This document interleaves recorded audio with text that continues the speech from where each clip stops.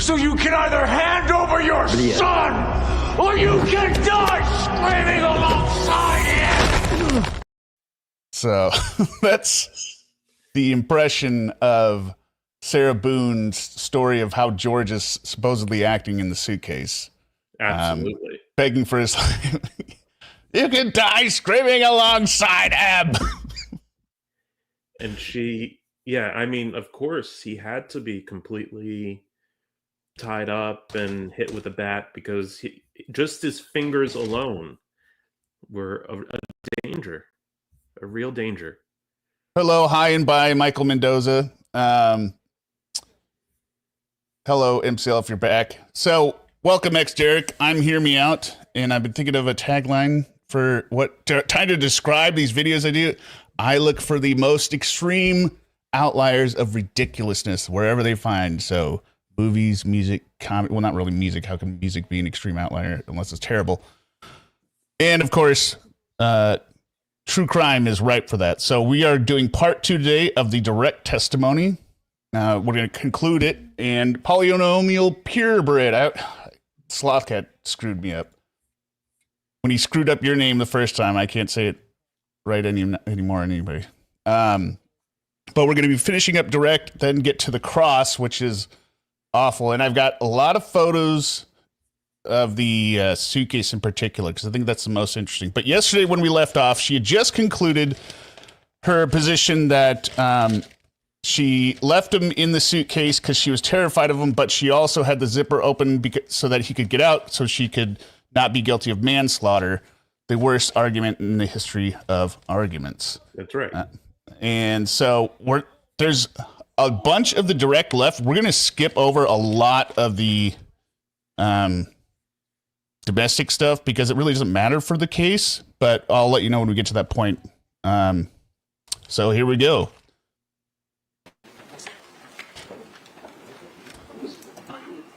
What's my next note on here?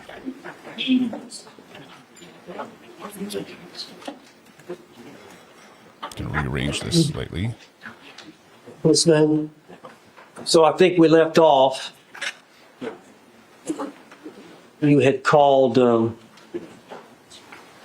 your ex-husband. Yes. All right. After you called your ex-husband, what happened after that? I ended up falling asleep. Okay. Do you remember waking up the next morning? Yes. Did you sleep in? Not intentionally. What is it called when you don't sleep in intentionally after you've been drinking a lot? You're passed out? Yeah, I'd say so. I would say so, but that's just me. Okay. Yes, But polynomial you didn't purebred get up at trait. 8 o'clock, did you? No. Derek, her maiden name is Paulson. So it's actually Sarah Paulson. Oh, okay. The actress, you know that? Are you not I- familiar? No, I'm not. How does he not know who Sarah Paulson is? She's in everything. The name is familiar, but I can't put Let me a- bring it up for a sec. I she can't put was- a face to it. She's in all the true crime, all the if you ever watched FX, American Crime Story, like the OJ one, and then they just did the Bill Clinton one. Let me just share my screen a sec. I don't know why I'm breaking for this, but present, share screen, window. Sarah Paulson, Chrome tab, Sarah Paulson. Here we go. Recognize her? Yes? No? How do you not watch movies? Maybe you don't watch movies. I do, but I don't recognize her. Okay. Well, that's interesting. Maybe I just live under a rock. I guess so. She's a pretty famous actress. Okay, well, he doesn't recognize her. I don't know. Okay. Remove this. So just go. Did you wake up closer to noon? I believe so, yes. Did you check the time? Okay. Hey, in Cornhole Three-Way, I sent you the link to your email if you want to come up and join us at any point, since you know the case so well.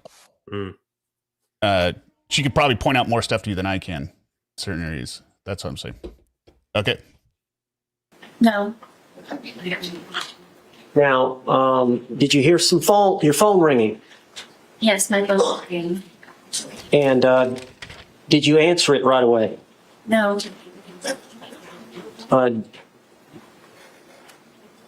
Do you know approximately how many times it rang before you answered it? I believe the call was about 3 times. Did you know who was calling? I think it was my ex-husband. And why would he be calling? No problem, Cornhole. To make sure that I was still on schedule to pick up our son. At 3 that afternoon? Correct. So, Eric, I don't know if you have kids. No, I don't. You don't have kids. Okay, so do you normally call, or I guess you could do it with work, do you normally call ahead to make sure that somebody's going to do something if they normally do it? No. Right. So, and if it's a regular thing, I mean, No, I would just trust the person would do it. All right. So by calling, that means she frequently doesn't do it, especially if she's calling 3 times. But I love how she turns it around on her, or tries to turn it around. And he goes to school there close by? Yes.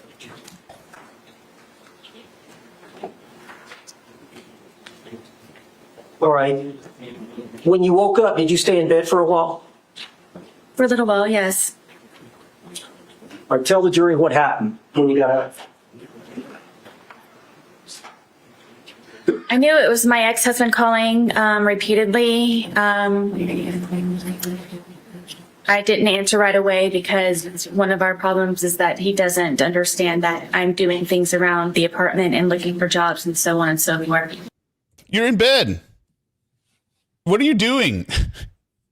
He doesn't understand you're doing something because you're not doing anything. It's such a stupid line. Again, Sarah time is different than I feel like human time. So we're talking, what time were these phone calls happening? Like noon? I think, yeah, between, I think it was like 11:30 or later. Cornell, 3-way, tell us. Correct, she's got the deets that I don't have. Yeah, this is before she called them around 12:30, right? When she woke up, when she genuinely woke up, but she's trying to make it sound like she was there, awake, just sitting there, just ignoring at the noon? Calls. Just ignoring calls. Just ignoring calls because she's got stuff to do. Like what? Stuff around the apartment, looking for jobs. I mean, her ex-husband doesn't understand. Clearly not. That's why they got a divorce. Right. I'm surprised that guy divorced her. Gotta say. And, well, yeah, it's shocking. How did he let this gem get away? Yeah, this just wonderful woman. This absolute gift. So I inevitably just let it ring, and I laid in the bed, and I figured that George was downstairs either drinking. He had to work this day. So why would he be downstairs drinking again? He was working the next day? Remember, yesterday was his day off. This is the day after. Right, that's right. Yes, that's right. I didn't put 2 and 2 together. So why would he be downstairs drinking? It's just she thinks this is setting up her pattern of painting him in a certain light, but it doesn't make any sense. Yeah. Or looking for jobs, or may have just left. And so eventually I decided to get out of the bed and start moving to go downstairs. I was motivated enough to go downstairs. And when I went downstairs, it was very quiet. So I had the understanding, I believed that he had left. And did you check to see if where would he be looking for a job at? Usually on the couch. He would have my son's laptop, and he and I, which we would share. Y'all have the son's laptop? Correct. And the TV was not working at this time? The TV was not there. Okay. So you thought he would be in the living room on the laptop? Yes. He was not there? No. Where else did you look for him? I looked on the back porch. I Now, this doesn't make sense to me either. This isn't a huge apartment. She had to look past the front door because that's where the suitcase is kind of by the front. When we were looking at it yesterday, when we have these photos here. Yeah, you could see the door right there. Yeah, look at this. The door is behind there's the fridge, and then to the left after this counter is the door. Right. Or right, sorry. No, the door is right to the right, I believe. The door. The door is to the right of it. So there's this little thing, and then the kitchen's off to the left, I believe. But maybe that's a door to the bathroom, because I think they have to come through this way when they come in. So, again, I mean, they're terrible at hide and seek, but she's blind. Like, how do you not see him there? And you're like, where is he? You look on the back porch. I don't notice this big suitcase there. Oops. Yeah, so the she's front door to see if my car was. dumb. I mean, she's just saying, oh, she's setting it up. Like, I was looking here and looking there, and what would you know? Oh my God, is he still in the suitcase? I can't believe that. Oh, what did she just say? She said something about the car. Your ex-husband. Yes, when he started to gurgle, and I knew that. Shoot. Be in the living room on the laptop? Yes. He was not there? No. Where else did you look for him? I looked on the back porch. I went through the front door to see if my car was there, thinking maybe he had taken my car. I checked the bathroom, and when I Check the bathroom. Look for the car. Still, this is idiotic. was checking the bathroom, I saw the suitcase, and I remembered about the night prior, and I unzipped the suitcase Let me and stop you there. Yeah, that's terrible testimony, but I don't know. Do you believe anything she's saying right here? Not a single word. I don't know why you would make all this stuff up. Just say, the best answer in this instance is the truth. I came down, I saw the suitcase, and I realized, oh my God, he's in there. Even if you didn't realize it right away, don't throw in all this. Just be like, oh my God, he's in the suitcase. Like, Right. That's the best answer. Yeah. Why are you doing a scavenger hunt? Well, she wants to make it out into a story. As you know, she's got to paint it in this certain light, in this certain story.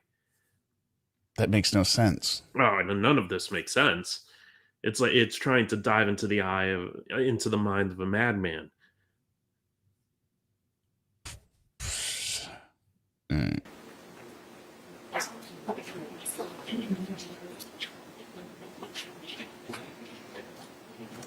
You said you were in the bathroom when you saw the suitcase, or coming out of the bathroom? know where our bathroom is. I would have to go to the bathroom here, and then when I turned around, I noticed the suitcase, and I remembered. How did you feel when you saw the suitcase? I don't think I've ever experienced anything like that before. Describe it for the jury. I guess I was aghast, and I just can't describe the feeling. It was terror to a certain degree. I'm sorry. Say that again now. It was terror to a certain degree. You're still terrified of him? Yep, that's how I'm reading it. Everything terrifies you, Sarah. Well, this Except- should be real terror because you're like, oh shit, I'm going to go to jail. Yeah, I just committed manslaughter. I just can't describe it in words, the feeling of remembering. And then he was still in there. Okay, that's a good point, Paul. I'll And pause I a second. said the same thing yesterday, Polly. Okay, yeah, because he is a big simp, right? Yes. But, yeah, I don't know. I mean, ODL said it yesterday. Outdoor Loser said it yesterday. He's the simp of all simps. I mean, she really thought he would help her dispose of the body, which is stupid too. Like, if you go down that path, then you have to wonder: was George dead the night prior when she called him the first time? Could have been. I mean, I don't think he would last that long, right? It doesn't take that long to suffocate like that, I don't think. Well, I don't know. I'm not a medical. Maybe it does take a long time, but I mean, also to be mechanically in an awkward position with limited oxygen as it is. I mean, it's not a sealed, like airtight bag, but it's still limited oxygen. And on top of it, the position he's in is not going to allow for breathing. Yeah, she probably screamed at him too. Like, what are we supposed to do, Brian? I can't go to jail, Brian. We have our son, Brian. Think of our son. What are we going to do? Oh, she definitely did that. She definitely did that. You're going to help me, Brian. This is your fault too. But yeah, Ice Truck Thriller. Hello. Okay, we continue.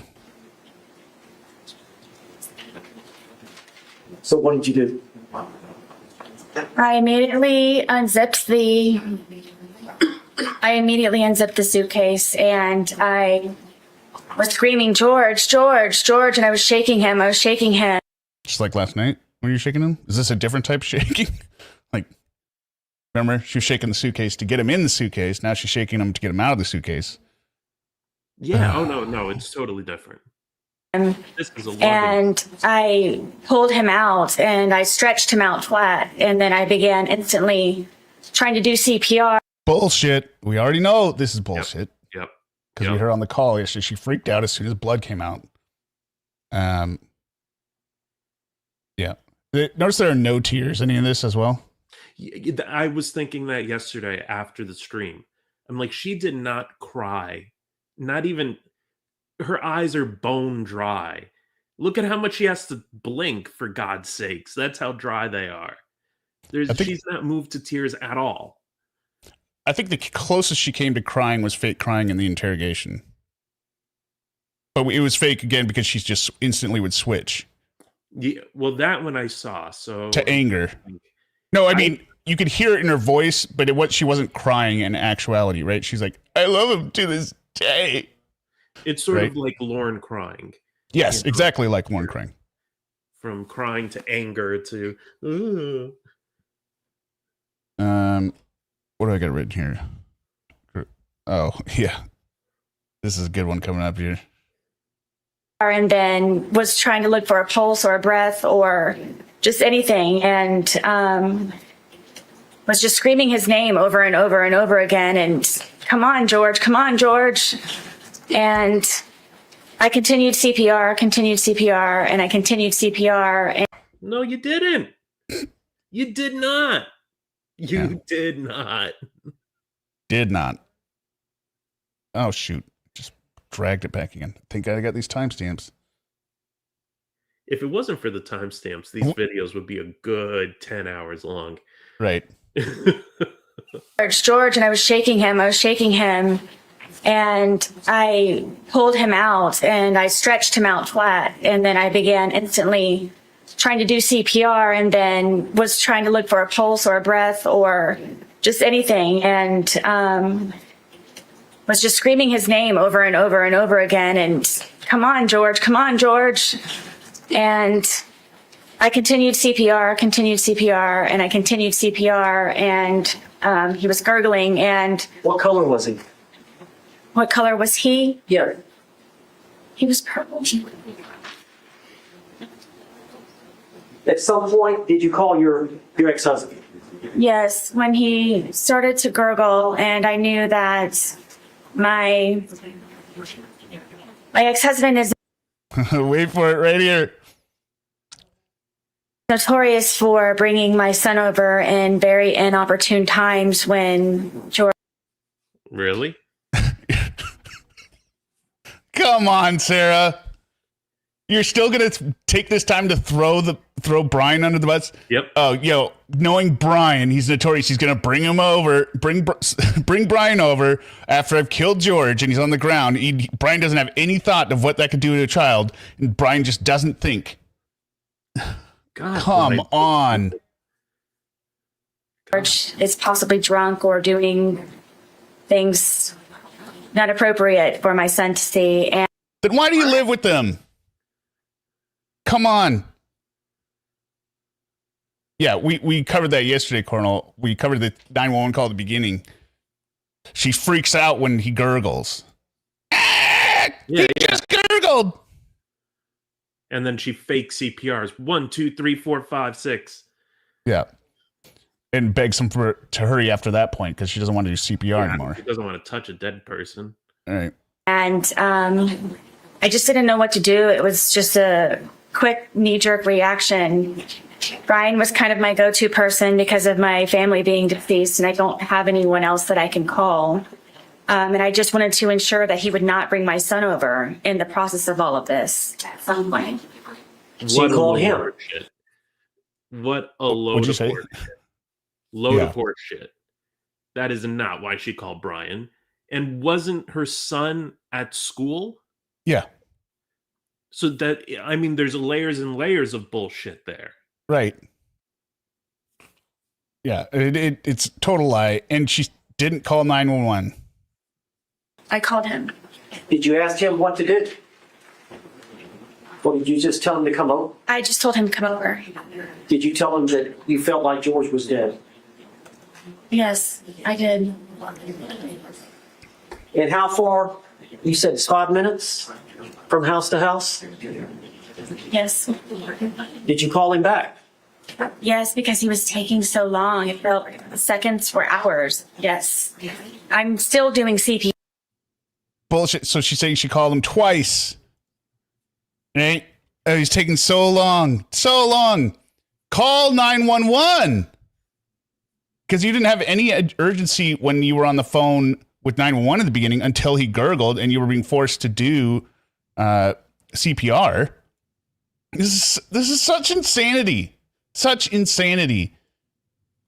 And there are phone records to prove this. Yes. Yes. Sorry, I don't know. Was my voice overdriving there for a sec? Clipping? I don't know. Just a tiny bit, at least Okay. on my end. All right, I've adjusted it now. Yeah, this is At the same time in the process of it. I'm doing CPR, I don't know how many times. Did he get there? Yes. Did he walk in? Yes. Did he walk out? Yes. What did he tell you to do? Call 911. What did you do? I called 911. look at this look of disbelief. Like, I called 911. What else would I do? You hadn't called 911. That's Right. Don't look so surprised this question is being asked of you, Sarah. You hadn't called 911 for some reason. That's why you're being questioned by your own lawyer, because this is what the prosecution is going to bring up. Did you not think that any of this was going to be challenged? She's so stupid. It's so arrogant in her lie. Hey, she was a straight A student. Yeah, whatever. Straight A student. Whatever. Is that the recording we've heard here in this trial? Yes.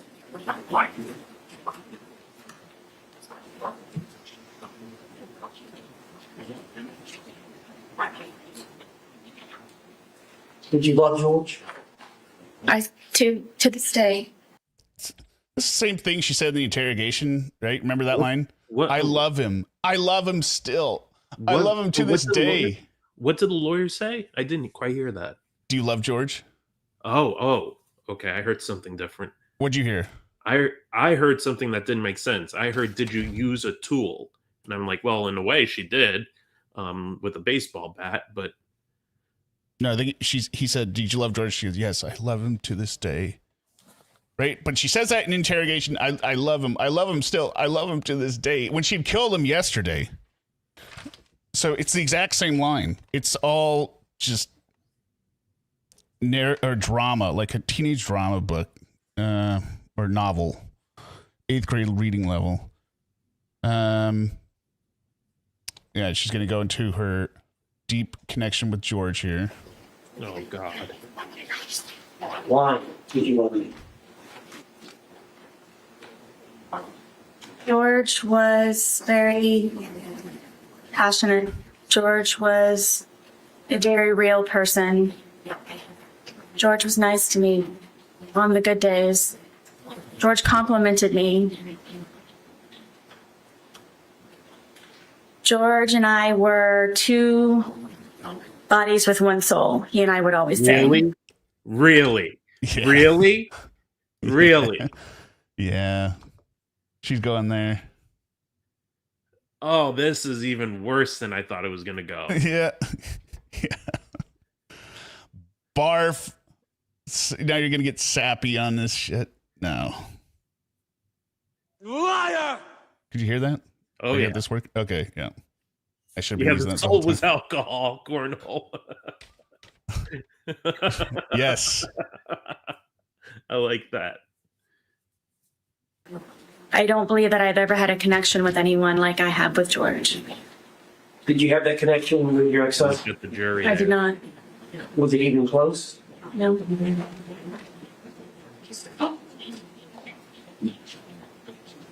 George has some good traits, doesn't he?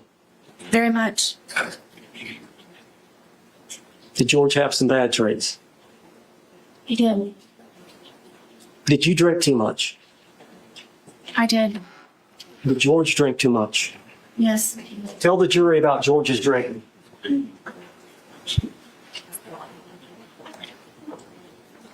If George was able to, he would drink from sun up to sundown. And me having my son and trying to work and maintain the home and just have a life, a normal life as best as I could, somehow that upset George. And because I had a certain dollar amount from my divorce settlements, at one point it was from wine we could afford vodka. So a lot of the times he would take my card, my debit card, and go buy the large, we call them handles, of vodka, which is the big bottle. And sometimes he would finish that all off on his own throughout an entire period of a day into an evening. That's honestly where I thought that he was going to be that morning when I came downstairs, because he's notorious for just automatically already being outside. But he's notorious too. Yeah, notorious. Everyone's notorious. Everyone's notorious. Yes. From drinking all the time. Or, and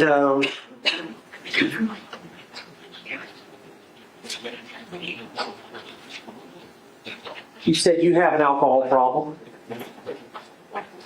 She hesitates, but I would just remind everyone. Reel around some. Might want to get video for it extra. Does that sound like an alcohol problem? Nah. Recording the torture of your boyfriend in a suitcase while he's begging for his life while you're wasted, then forgetting that you had the videos or deleting them, thinking the police wouldn't get them the next day sounds like an alcohol problem to me. That's just my hot take, though. George has an alcohol problem. Yes.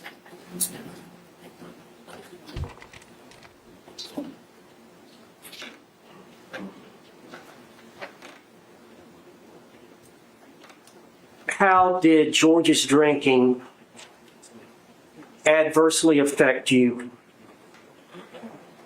What do you think your answer is going to be, Derek?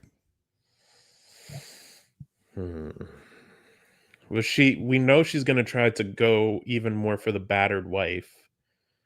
So it's got to be that it terrifies her. Now, that's one way, but she's also a hero, remember? So that's true. She is perfect. So we'll see what she says. It would debilitate my ability to help him the way that I was always trying to help him. Yeah. George's drinking hurt her ability to help him. What a load of shit. because it would be one good day, a day of survival. Oh, shut What? up.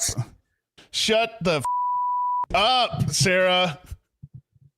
One day at a of time. Survival. Oh, I survived today. Maybe I'll survive tomorrow. No, thanks to George. No thanks to George. What a lie. What a crock of shit. And then it would be another day where I'm having to peel him off of me and call 911. You Why- didn't why would call he- 911 on the day you thought your life was going to be ended for sure, to the point where you killed him. That's interesting. Get that way. Tell us his pattern as it relates to drinking, and then Objection. We get a good stare at the DA here, I think. Let's see. I might have cut it out. Objection's overruled for now. There. Mm. She does not like the fact that the DA is escalating his objections at this point. But what is the objection to the fact that this is dealing with abuse that happened prior and therefore is not relevant? No, it's more. I wish Operation Lull was here. It sounds like Operation Lull's either a lawyer or legally. I'm pretty sure Operation Lull's a lawyer. Okay, so he could explain it better, but it's the rules of how you can conduct direct examination, right? You can't do what's called narrative form, right? Where you're just like, answer this question, and the person can go on and on about all this little stuff that isn't answering the question, right? You can't also ask direct leading questions, right? But a question like, what was it? Like, describe, I don't even remember the question, but it was something along the lines of describe Describe how he is when he's drunk, basically. Right. And so she's just going to go off on this tangent, right? So it's objecting to narrative form, Oh, okay. I believe. So it has to be more directed, right? Direct testimony. But Okay. that's what I believe the objection is. And the DA could object to it a lot more than he has. I think he's trying to hold back at first to make it seem like he's not beating up on her, right? Just because most of the stuff she says is bad, right? But at some point, she's just repeating herself over and over. So let's wrap this up, right? Yeah, this is basically the same thing as yesterday. Yeah, and from this point, this isn't even halfway into her testimony. We're going to skip an entire hour out of this thing. So, but yeah. you're already together 3.5 years. Yes, Is there times when he would get to a state of intoxication where he would get violent against you? quite often. Judge, can I approach the witness? Yes. As long as you show it to the state first, please.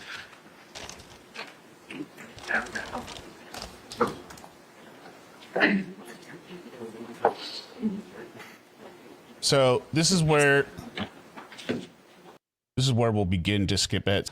But the ultimate point is none of this has anything to do with the crime, because we heard how she described it. There was no threat from him at all. It was a good day, right?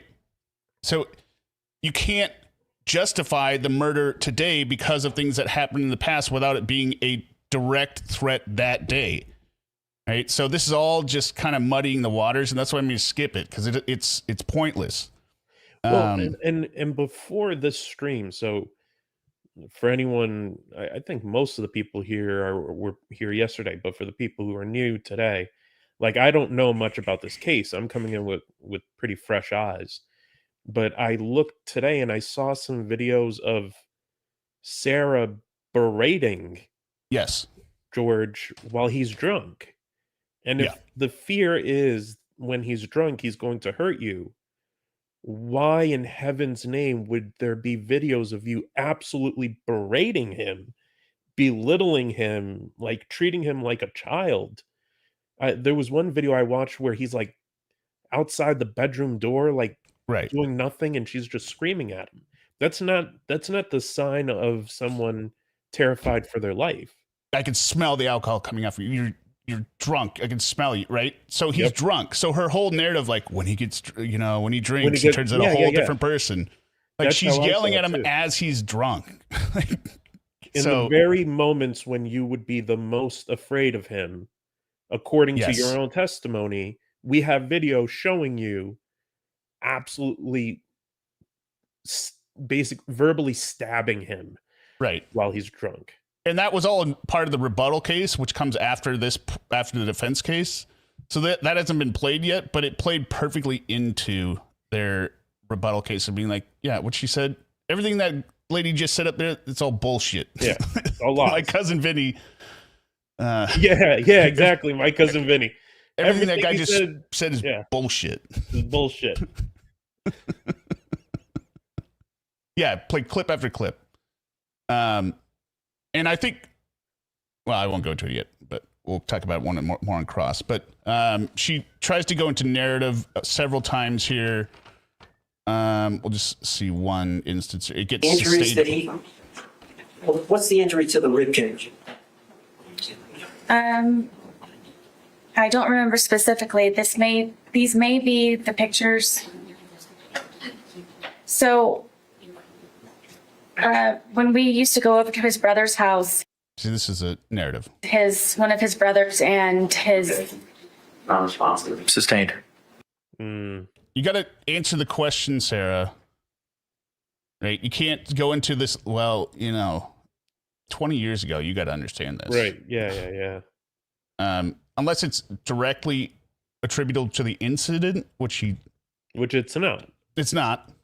I think she gives a weird look to the prosecutor What here. was pre-marked as P will be received into evidence without objection is Defense Exhibit 2. Maybe it was before that. Slightly before it.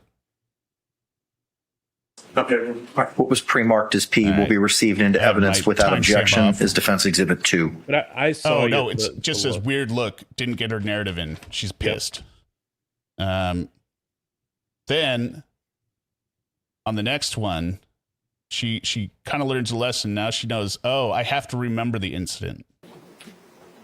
Is that your thigh? Yes. Do you remember this incident? Yes. Right? See the difference? Yeah. She goes, okay, I can testify if I know the incident. We get another notorious here. I wanted to leave, and he's notorious for taking my car keys and putting them around his neck. The notorious B.I.G. We get one more.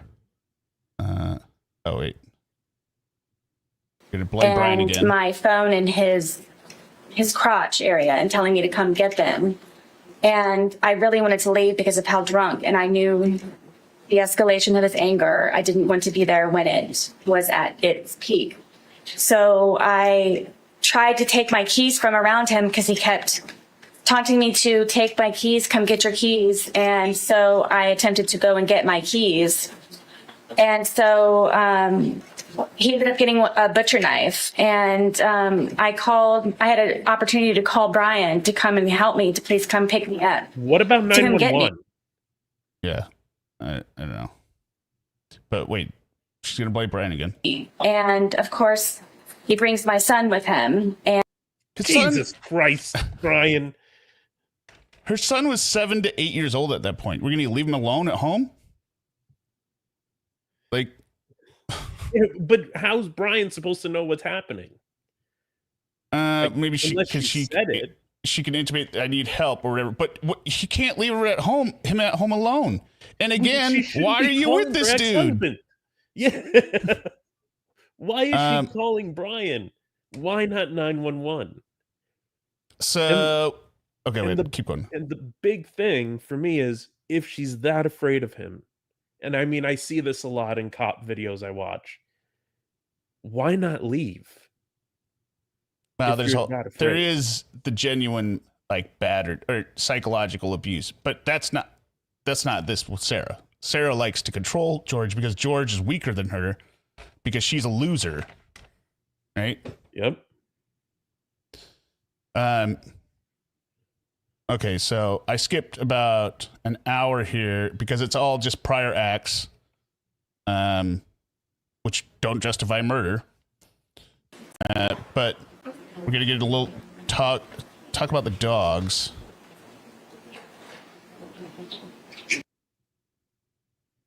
And more of her favorite words. Was notorious if I wasn't there to go look for me. The dog is notorious at this point. Oh, the dog's notorious. Yeah. The dog is Poor notorious. blind and deaf dog is notorious. One of the worst. Oh wait, I'm just gonna play this whole thing because this whole thing just sounds like a load of shit. All right. And there's two dogs. There's one sitting next to you. Who's that? That's Penny. She's the blind dog. I used to have to pick her up to put her somewhere so she would stay there because she wasn't familiar. Well, because she's going to go into the abuse that George did towards the dogs. Oh, okay. All right. Plus, this shows how good of a person she is because she's taking care of a blind and a deaf set of dogs. By the way, aren't they pit bulls, Cornell Thruway? Correct me if I'm wrong. I believe they're pit bulls. With the area, especially since we moved from my marital home to the townhome. So most of the time, Penny would be close or next to me. Who's next to the film? This is little guard dog Tess. She was the deaf dog. And this is the fence here. Well, I'll show them a bit. Okay. But this is Tess, and then this. Yeah, Cornell, I think one of them might be small, but she says at one point, I don't know if George doesn't like, it wasn't a pit person. Pit is pit bull. This is deaf, blind. I might be totally wrong Penny on and that. Tess. All right, and the second one. This is Tess on the back porch taking a nap. She was never far from me. All right, when George was sober, how did he treat the dogs? I think she says it Nice. I don't know if he was a pit person. There, pit person.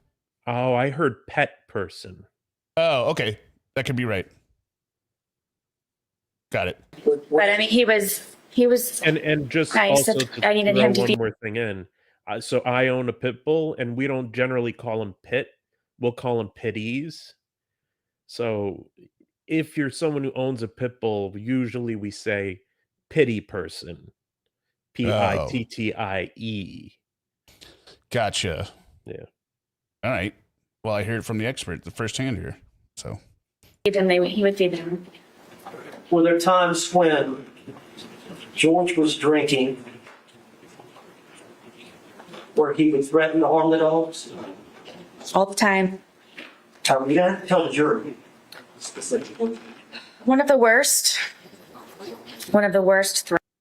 so he's drinking. He was mean all the time when he's drinking. threats was Okay, so just let your credibility meter measure this story here.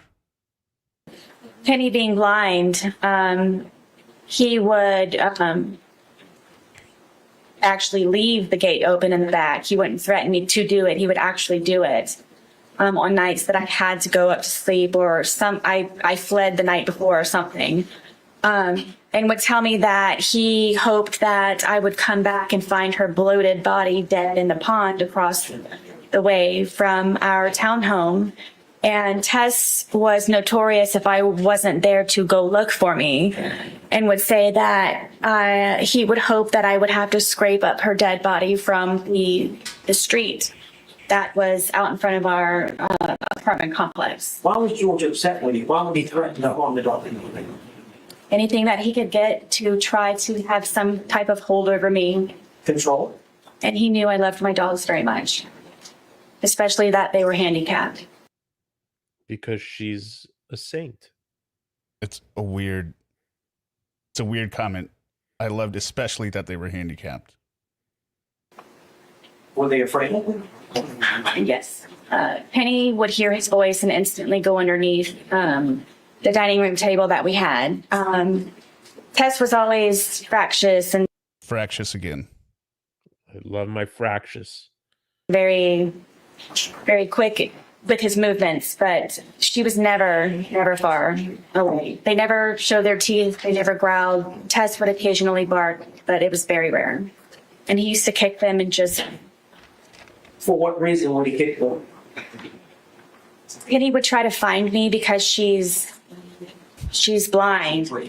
I like these What objections does this here. have to do Wait. with anything? It doesn't, but I like these objections here where the DA is basically going to objection, doesn't know the inside of a dog. Speculating in the mind of the dog. Sustained. Testifying in the mind of the dog. Sustained. I'd like to move identification. Okay, we're going to skip ahead a couple more minutes now. This is the neighbors. So the neighbors that testified that there was a huge crash the night before, right, with the sound of the suitcase.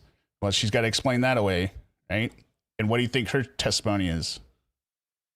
How do you explain it away?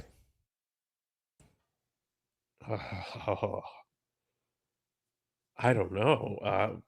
You mean, what do I think she's going to do as an Yeah, explanation? she's going to she has to come up with an alternative explanation of why they heard what they heard.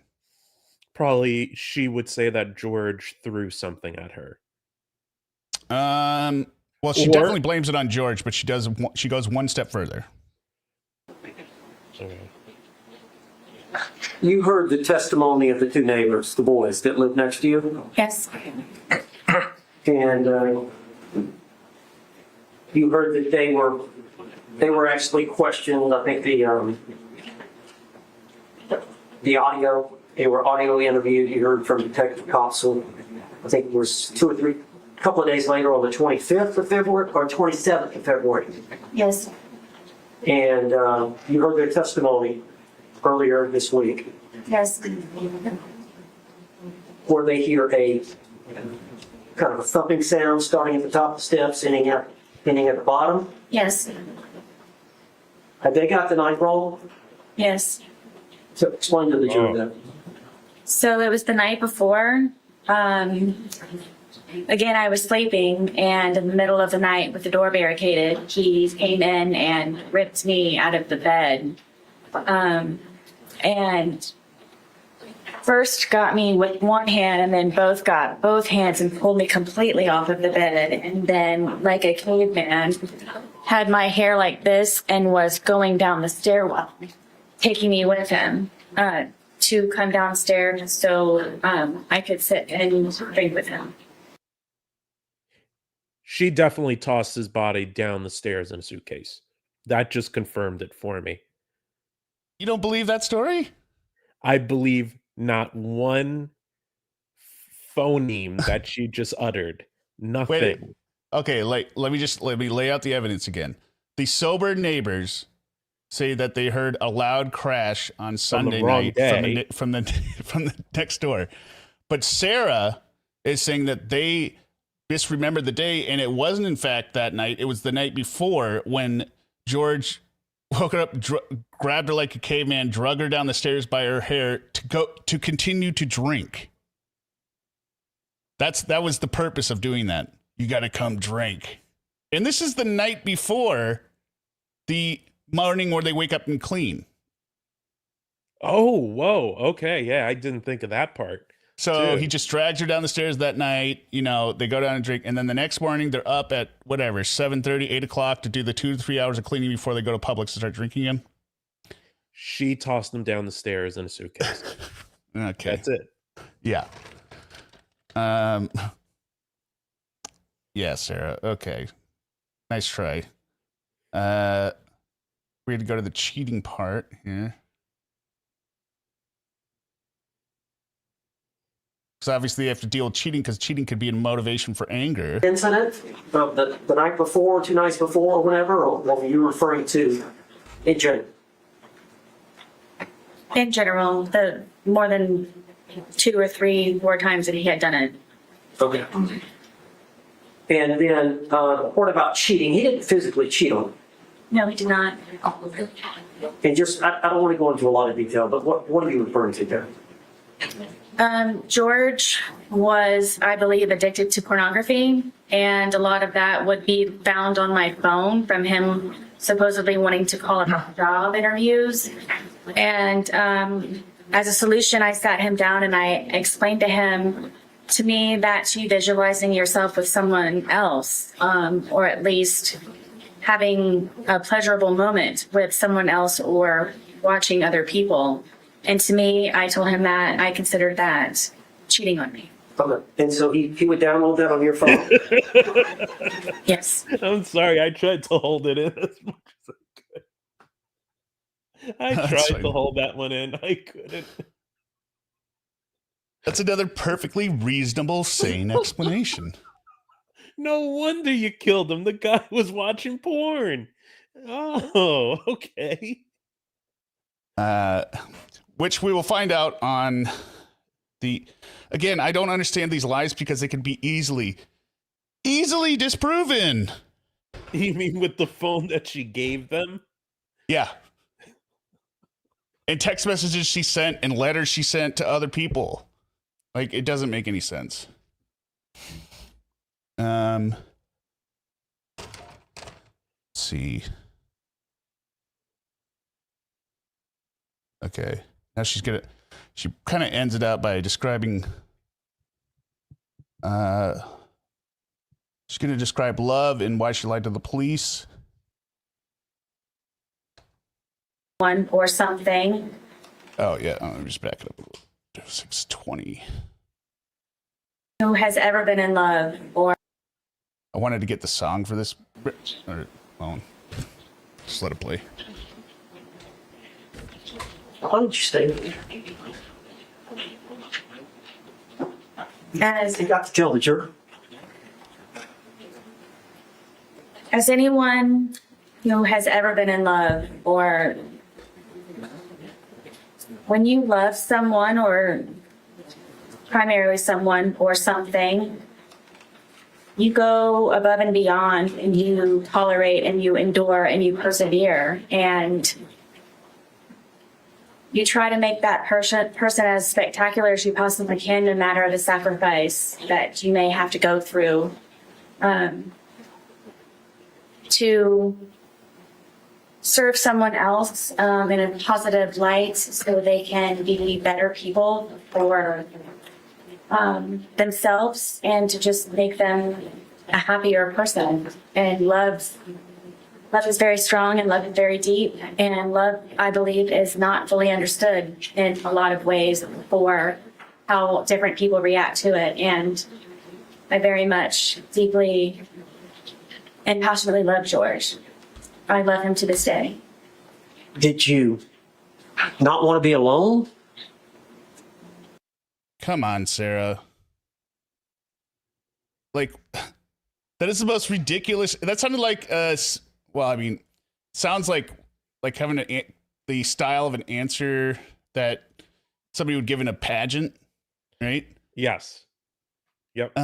What do I think love is? I think love is like I would bring world peace by, or I would end world hunger by making farms all over the world so that the children in the poor countries can have food to eat, because I want to serve them. In the Iraq War and whatnot. That, yeah, in the Iraq War. Vis-a-vis. Hence, I love him. I'm surprised she didn't say so. I really was expecting, or just there was a piece of me bubbling up, like, is she going to say something stupid like, no one's ever felt love like I felt for George, or something like that? Well, I think she almost does at this point. Like, I don't know. It doesn't make a whole lot of sense to me. No.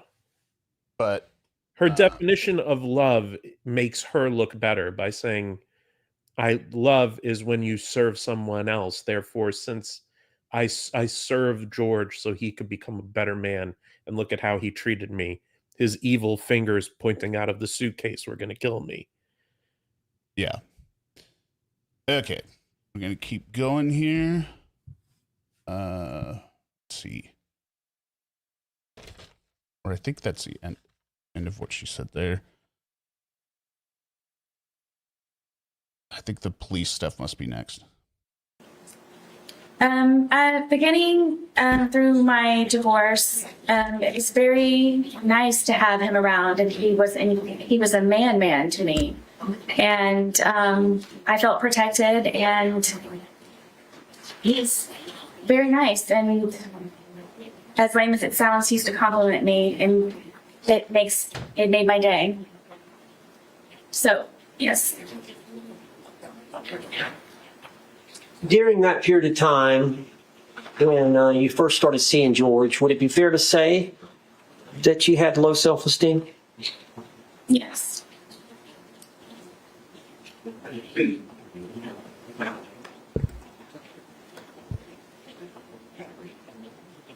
Now, we talked about this previous arrest where you told the officer you were fighting back and you got arrested.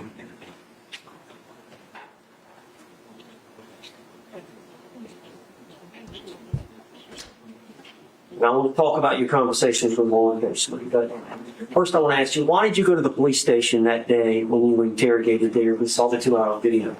Tell the jury.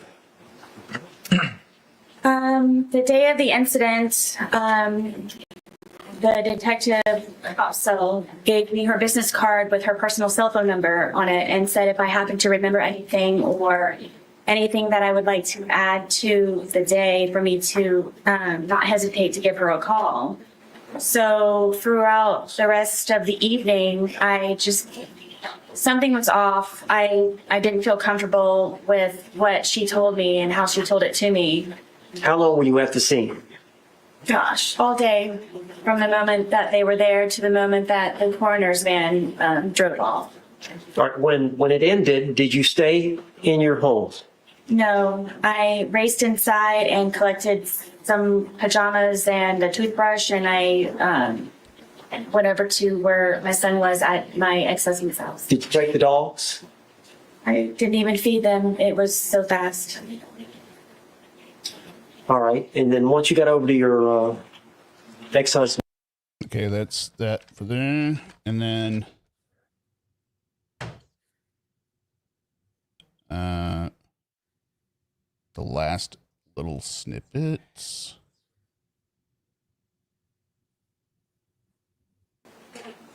As a result, when he's drinking, does it change your outlook? Yes. Could you explain that to the jury? I'm always fearful, paranoia. Why? Because I try to protect and defend myself for fear something happens at the last ultimate second. But you're always that way, fearful. Is it because of these prior incidences? I thought Absolutely. It was a good day. Do you try to placate it? All the time. What do you mean?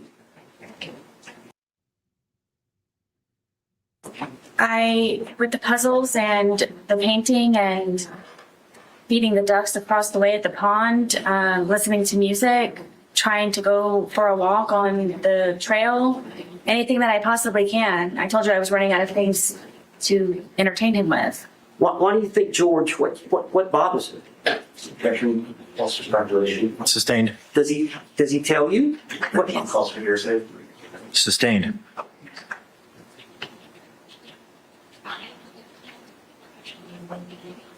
As a result of how he behaves towards you in that intoxicated state, how were you feeling the night of this event?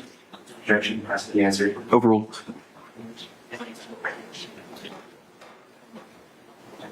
Extremely nervous, anxiety galore, I can never relax. When he's drinking. Yes. And the state of intoxication that he was at the time of this event, is that the state that scares you the most? It's the tone, yes. There's a lot of alarms and red flags that go on throughout the day or night or whenever it is that we are drinking. Objection, non-responsive. Sustained. Tell us about that. How that does that heighten your sense of safety? At all times. But especially when he's drinking? Oh, yes, all the time. And that his mood? Yes, it depends on what. Does anyone else hear an echo? No, I hear and see you. Okay. I think I'm going to try this. Oh, no. I killed the wrong one. Okay. Sorry. 1 second. Love this computer. Present. We're almost at the end there. Be funny, Derek. Do something entertaining. Come on. Good in you. Keep going. Keep going. Keep going. Keep going. You want to see Mr. Penis? Reflect all hands have been raised. That was excellent. All right. As a result of how he behaves towards you in that intoxicated state, how were you feeling the night of this event? Objection. Has to be answered. Overruled.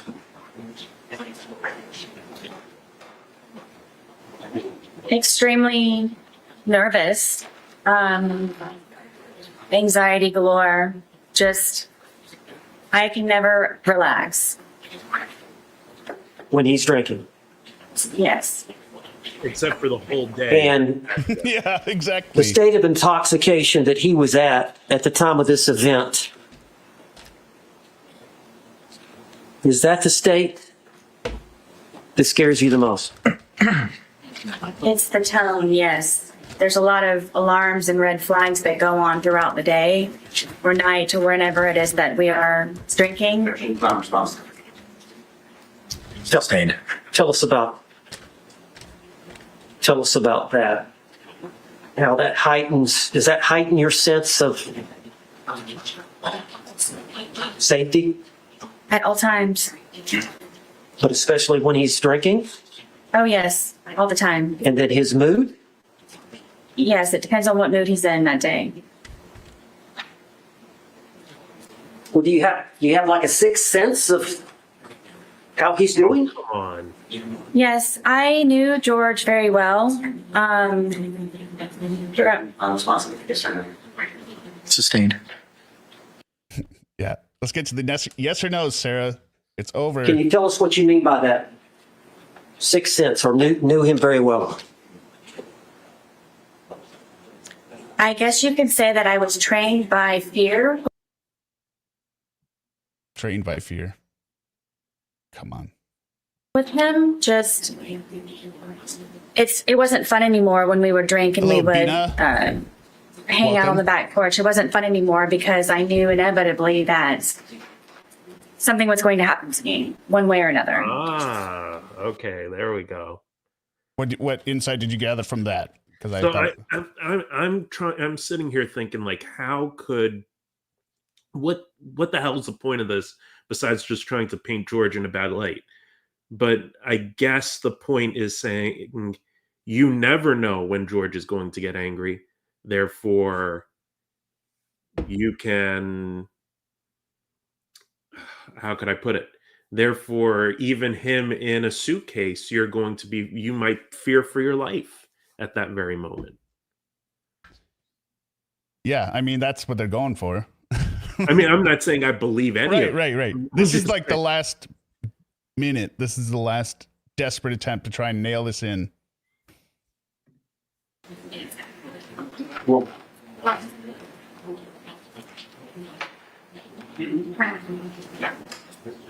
And then we could finally move on to Cross.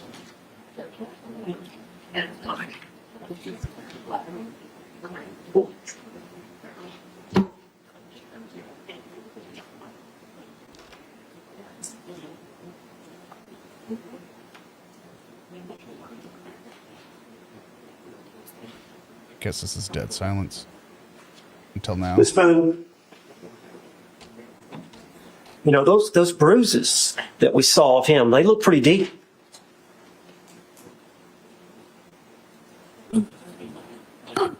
Tell the jury what you were thinking. From the bat, Yes. I didn't want to die that night.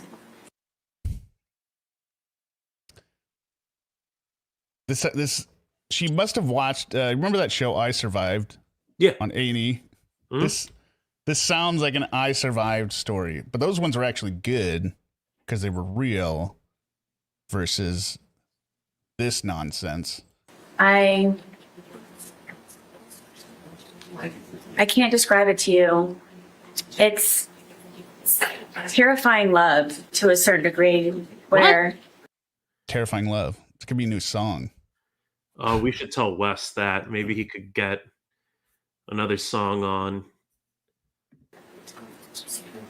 Terrifying love. My plan was to show him the next day, and just I wanted him to be better and treat me nicer and be the person that he was when I originally met him. And I knew. So you wanted him to be better and be nicer, which is why I thought you were also terrified. Like, this doesn't make any sense. She's forgetting her narrative. That was in him still. I knew that it could be found, and I just couldn't figure out what it was that I was doing wrong in order for it to not be back to where that was. And I was tired of living in fear and just sick all the time of figuring out how I can entertain him so I don't die. And oh, really? Okay, so that's the point of the adult activities. Entertainment or death. You're right. Amuse me, or else. Entertain me, or I will die. And continue a relationship with my son and try to live a normal life. That wasn't a normal life for me. And sounds like it was your normal life. You weren't doing anything else. Bottom line is I didn't want to die. Well, if she says it enough times, you think we'll believe it? So that is notorious for it. That is the end of the direct. Now we'll get into the delicious cross. I did turn my camera on because I felt like maybe it feels more of a conversation. You don't have to turn yours on, Derek, but I'm saying, like, instead of my avatar sitting there. But if it's too distracting because of my either amazing, glorious hair or my hideous looks, let me cross this to this. Yep, here we go.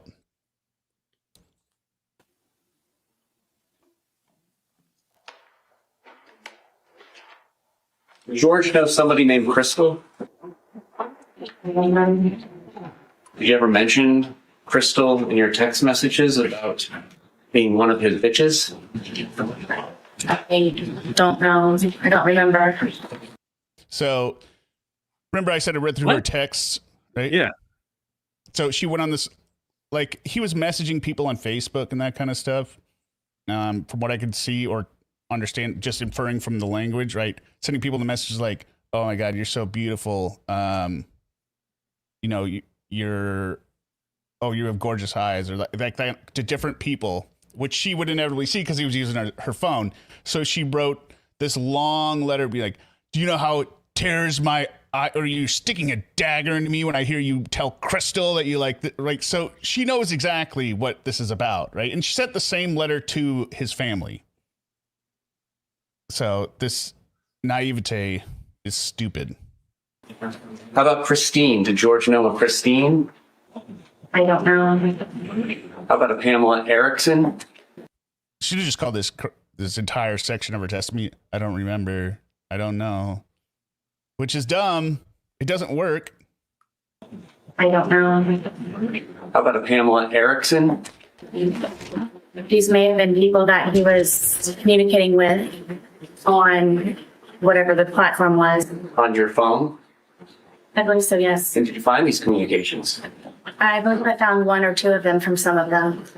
Did you send a long letter to his family to relate to him about George and his girls that he was cheating on you with? I believe so. So you do know those names, right? I don't remember them. It's been however long. Okay. Now, on February 24th, 2020, you called 911 at about 1 p.m., correct? Yes. And at that point, you were still feeling a little intoxicated, were you not? It was more shock, yes. How shit-faced were you? We saw the body cam. She's begging for the Diet Dr. Pepper because she's cotton mouth. She even on the motions hearing when they were trying to get the interrogation thrown out, she alluded to, I believe I was still intoxicated, which didn't help her at all, right? And it was an admission. That's why you don't try and do this stuff on the stand with like not knowing what the strategy is. I mean, it's Sarah's strategy, but not a good legal strategy. So listen to her confusion here about the concept of intoxication. So you agree that you previously stated I was still, I believe, intoxicated to a degree? To a degree, yes. So 1 p.m., that's... And he's going to go through this math here, and I don't know if it's as hard for other people to follow along as everyone else, but or as Sarah, right? So your body, an average body will get rid of 0.015 grams of alcohol, or however it's measured, right? Milligrams per ounce of blood, blah, blah, blah, an hour, right?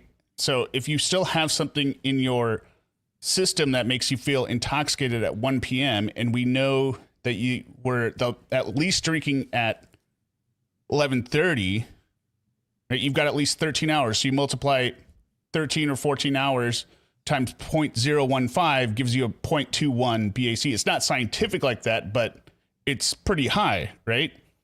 That you get what I'm saying? And the other thing is keeping in mind that she and George are both alcoholics. Mm-hmm. Therefore, the amount of alcohol necessary to get them shit-faced is going to be pretty damn high. Right. Okay, so we'll see her struggle through this. Her entire strategy is playing confusion and thinking it's working, like pretending that the prosecutor is the idiot. It's about 14 hours after 11 p.m. the night before, correct? I'm guessing so. Well, 12 hours prior would be 1 a.m., and then 12 a.m. is 13 hours, 11 p.m. is 14 hours, correct? Okay. And you were present here for the medical examiner, Dr. Zadovich, to testify, correct? Yes. And you heard her talk about all the effects of ethanol that it has on the human body, correct? Yes.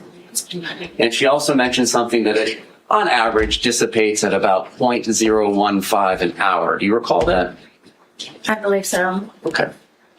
So there's an would it be objection. fair to say that if you're still feeling the effects of the alcohol at 1 p.m., so it's 14 hours, 0.015, you were at approximately about 0.21 at 11 p.m. the night before. Do you feel like you were 2.5 times the legal limit at that time? I don't know how you came to that number. We just explained it. Told you. We just told you.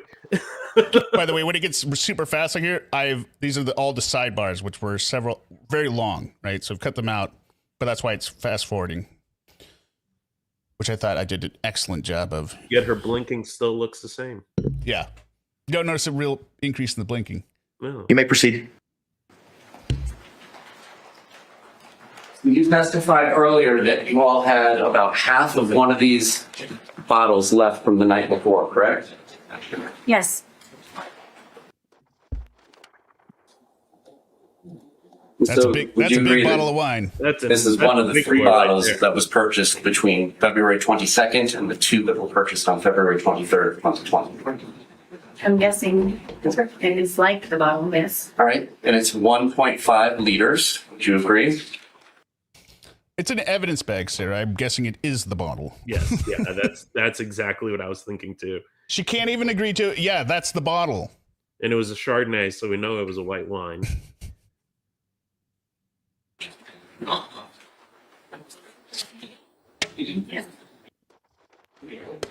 And when you say half, were we talking about to the top of the label was left from the day before? Oh, goodness, no. All right, a little less, halfway through the label? Let's do right about. Okay, about halfway through the label. So in addition to halfway through the label, which you began consuming after going public at about 12:15, correct? Yeah. So you all would have began consuming around 12:30. Is it fair to say when you got back? Everything's all exactly. So the best answer for Sarah is that they started drinking earlier, right? Because more alcohol spread out over a longer time before he zips them in the suitcase. But you could potentially be less drunk, right? Sarah doesn't understand that concept, so she's going to argue with it as well. Okay. And after finishing what you all had left over from Saturday, the two of you consumed two 1.5 liter bottles, correct? I'm not sure about the second bottle that he purchased, if it was empty or not at the time. Well, you did mention that the police would find two empty bottles in the top of your trash, correct? Yes. And we did all see that in the photographs, correct? See that Two. in the garbage, yes. Yes. All right, and you say you were about 100 pounds at the time? Yes. And we all know Mr. Torres was 103 pounds at the time of his death, correct? That's what they say. All right, so that's 3 liters of wine between 200 pounds split between two people over the course of a day, correct? Nice. Yes. And you testified today that you were intoxicated Hello, outdoor at the laser. time that this occurred, the videos between 11 and 11:30 at night, correct? Yes, at some level, yes. All right. Now, what does that mean to you? Previously, have you indicated that that means the room is spinning? Do you ever recall saying that? I do. So what was your level of intoxication at this point in time when the first video was filmed at 11:12 p.m.? Do you mean from? So the question, you understand the question, right? No, I honestly, I've been distracted by her hair a little bit. Okay. The question is, after discussing the drink timeline, what was your level of intoxication when the video started being recorded, I think? Or wait, let's just back it up. We'll just rewind a little bit. At some level, yes. At the time that this occurred, the videos between 11 and 11:30 at night, correct? Okay. Yes, at some level, yes. All right. Now, what does that mean to you? Previously, have you indicated that that means the room is spinning? Do you ever recall saying that? Trying to gauge her level of drunkenness when she recorded that video. And if we could just remind ourselves, we can kind of hear her level of drunkenness right here, right? Reel around some. Might want to get video for it extra. What is she saying in that? Roll around some? Yeah, she's saying wriggle around some. Might want to get some extra video. Because he had been moving, right? She wants him to keep moving, essentially, struggle for his life. I mean, she's that shit face. I've watched that now. You've played it maybe 6 times, right? Yeah. I still don't understand what she's saying. Wriggle around some. Get some extra for the video. Yeah, it's the end part I don't get. She wants to get extra video of it. She's directing. Yeah, I get that's a great way of putting it. She's directing him. So even in that moment, she has to be in charge. She's seen that video herself as well, so she has to answer how intoxicated she was, her level of intoxication, what that means. I do. So what was your level of intoxication at this point in time when the first video was filmed at 11:12 p.m.? Do you mean from lack of sleep or? Come on. That is a lack of sleep? No, intoxication from alcohol. Sarah. Or alcohol. What do you think? One makes you drunk, one makes you tired. From the alcohol. What was my level? What were you feeling? Did you have trouble with your balance? I was more tired than anything. That is not a tired person on that video. No. This is stupid. This is insanely stupid. Did you have trouble with your balance? I don't believe so. So you were able to flip a suitcase over with a 100-pound man in it, right? I mean, yes, it happened. That's another thing. How did she manage to do that? Well, it's got a handle on it. It's not that hard to flip a suitcase. But it's her body weight. But it's got the handle, so you lift up the handle, right, and then you use it as a lever. Yeah. Yeah, I guess so. Okay. How about your speech? Do you feel like you're... Plus, she's got the strength. You know, when a mom can lift a car to save a child, right? She's got the chance to torture George, so she's going to do that's so a feat of strength. Yeah, it's like a mom who could pick up a helicopter, right? To save her infant. Sarah's gonna get George flipped over. Your speech was slurred? Clearly. How about your inhibitions? Do you feel like you were doing things that you wouldn't do when you were sober? I wasn't thinking about that. Well, on reflection, do you feel like this is something you would Here's another weird answer from her. have done when you were sober? The answer should be no. Yep. It's an easy, it's a layup, Sarah. Yep.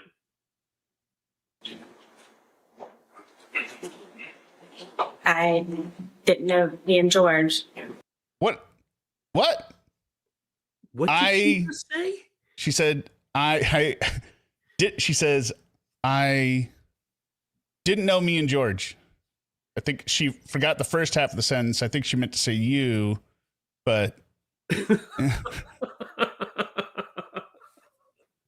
Yes, Bina, she is thinking so hard. Her thinking cap is on tight right now. Well, she's smart though. She knows she's being trapped somehow, so she's being very careful not to be trapped. She's a straight A student. Yeah, straight A student. I'm just asking you, looking back on this, when he's in the suitcase and you're telling him how you feel, and then you wait 11 minutes and you film another 22 seconds, and then you go upstairs, upon reflection, is that something you would have done and left him in there had you not been drinking? I don't know. What? The answer is no. So she's saying she might have done this sober. Do you understand how stupid this is? No, I'm speechless. I'm truly speechless. How stupid are you? The answer is simple. It is a no. No. I'm Dutch, so I'm neither Viking nor Icelandic warlords. I'm a Dutch warlord. Thought everyone who lived in the Pacific Northwest was a Viking. Yeah, but I'm well, we won't go into that. I can't say. Okay. If I was scared, then it would be something. So she'd do it if she was scared. All right. Now, today you testified about the time frame between the two videos, correct? Yes. So you came down from the shower where you were hiding, correct? Yes.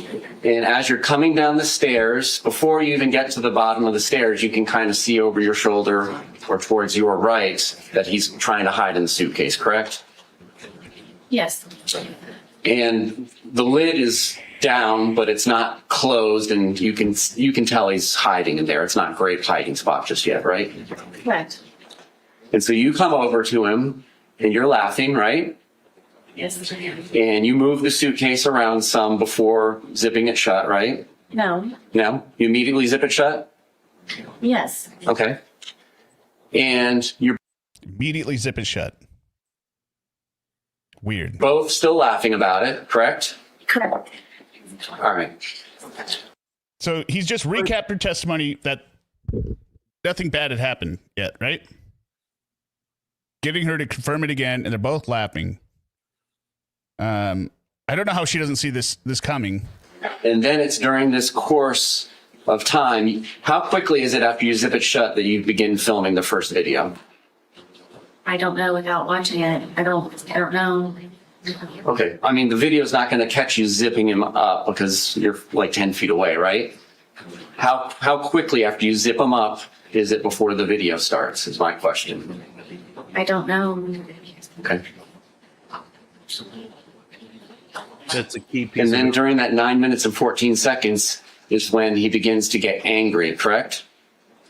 What 9 minutes that he... Between the two. This is where she suddenly gets stupid again, thinking that she's being smart. This is such a clear line of questioning, Sarah. And then during that 9 minutes and 14 seconds is when he begins to get angry, correct? What 9 minutes that he, Between the two videos, there's 9 minutes and 14 seconds between the end of 1061 and the beginning of 1062 and 1063. So you got the 2 minute, 3 second video that starts at 11:12:45, correct? I guess. Permission to use stake 17? You may. All right, so we're looking at entry 31107. That indicates, according to the phone extraction, 2/23/2020, 11:12:45 p.m. Image underscore 1062 begins being captured. And we've seen that that is about 2 minutes and 3 seconds. Entry 31113 indicates that image underscore 1063.move. So he just keeps going through more of the forensic, right? Laying out the time. Like, for the record, right? It's not, it shouldn't even need to be done, but she keeps pretending like she's just hearing this for the first time. Two movies, of which there's about 9 minutes and 14 seconds, Mr. Torres begins to get angry and try and push his way out and get out of the suitcase, correct? He had been angry on and off throughout the entire day. No, he was not. You said it was a nice day. We're going to get to that in a sec. What's up, Lauren? Glad to see you here. Outdoor Loser.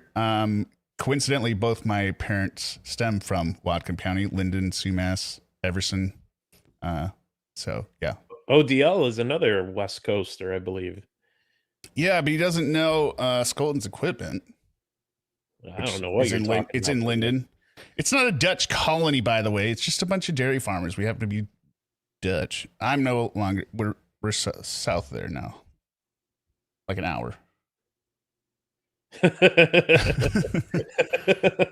Lauren, I hope you're feeling better, by the way. We're just getting into the direct testimony here. So we're going to back that up again and see...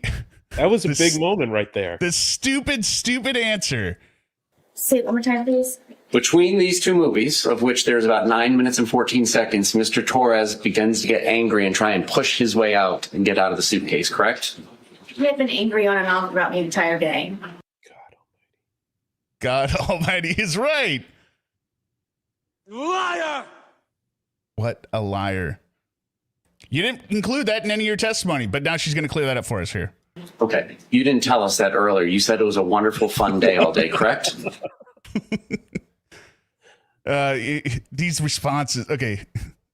That's because I lived. What? Come on. Come on, Sarah. No, this is kind of like a Lifetime movie where the protagonist will look at the screen and break the fourth wall and be like, "It's because I survived." It's because I survived. Yes.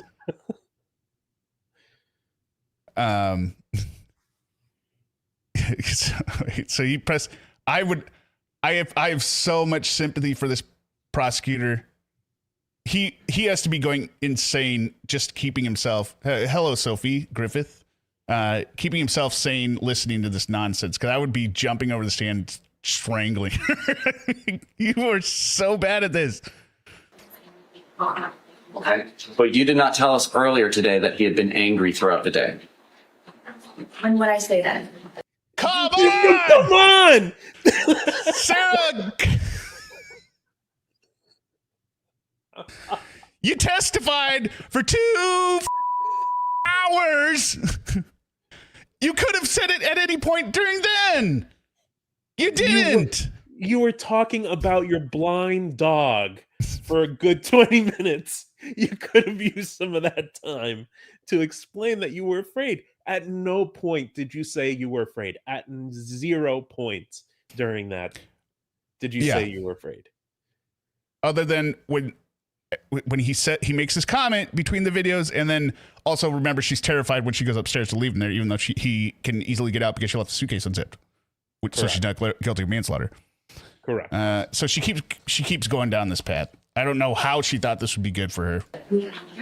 You described your entire day of doing puzzles and arts and crafts and outside by the dartboard, and you said it was a wonderful day and everything was fun. until he was in the suitcase. Did you not testify to that earlier today? I did. Okay. My specific question between these two movies is this is when he begins to get angry and trying to push his way out and to get out of the suitcase, correct? Angry again, yes. Oh, shut the up! You just did it again! Why? Why are you the way that you are? And this isn't even a different date. It's not like she testified on Friday, comes back and the jury's hearing this on Monday. This is directly after her direct testimony. Yeah. The jury doesn't have that short of a memory span.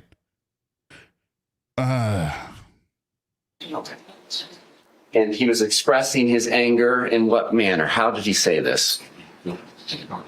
At which point throughout the day? At any point, you idiot. At any point. Now, remember her face when she didn't like how she's like, should I swear? Should I swear? Twice. Right? Yeah. She's or 3 times actually, because she did it later. Ma'am, you know very well that I'm talking about between these movies. Please answer my question. Between these two movies, how did he express his anger with you? Told me that I was going to fucking die. Oh, I guess you don't have a problem swearing anymore. Yeah, that's true. She used a naughty word. And just to use my analogy again, this is how she's describing a man who is begging for his life, who knows he needs to get out of the suitcase in order to survive. For some reason, against all logic, he is threatening her. Doesn't make any sense. So you can either hand over your son, or you can die screaming alongside him! He's not John Wick.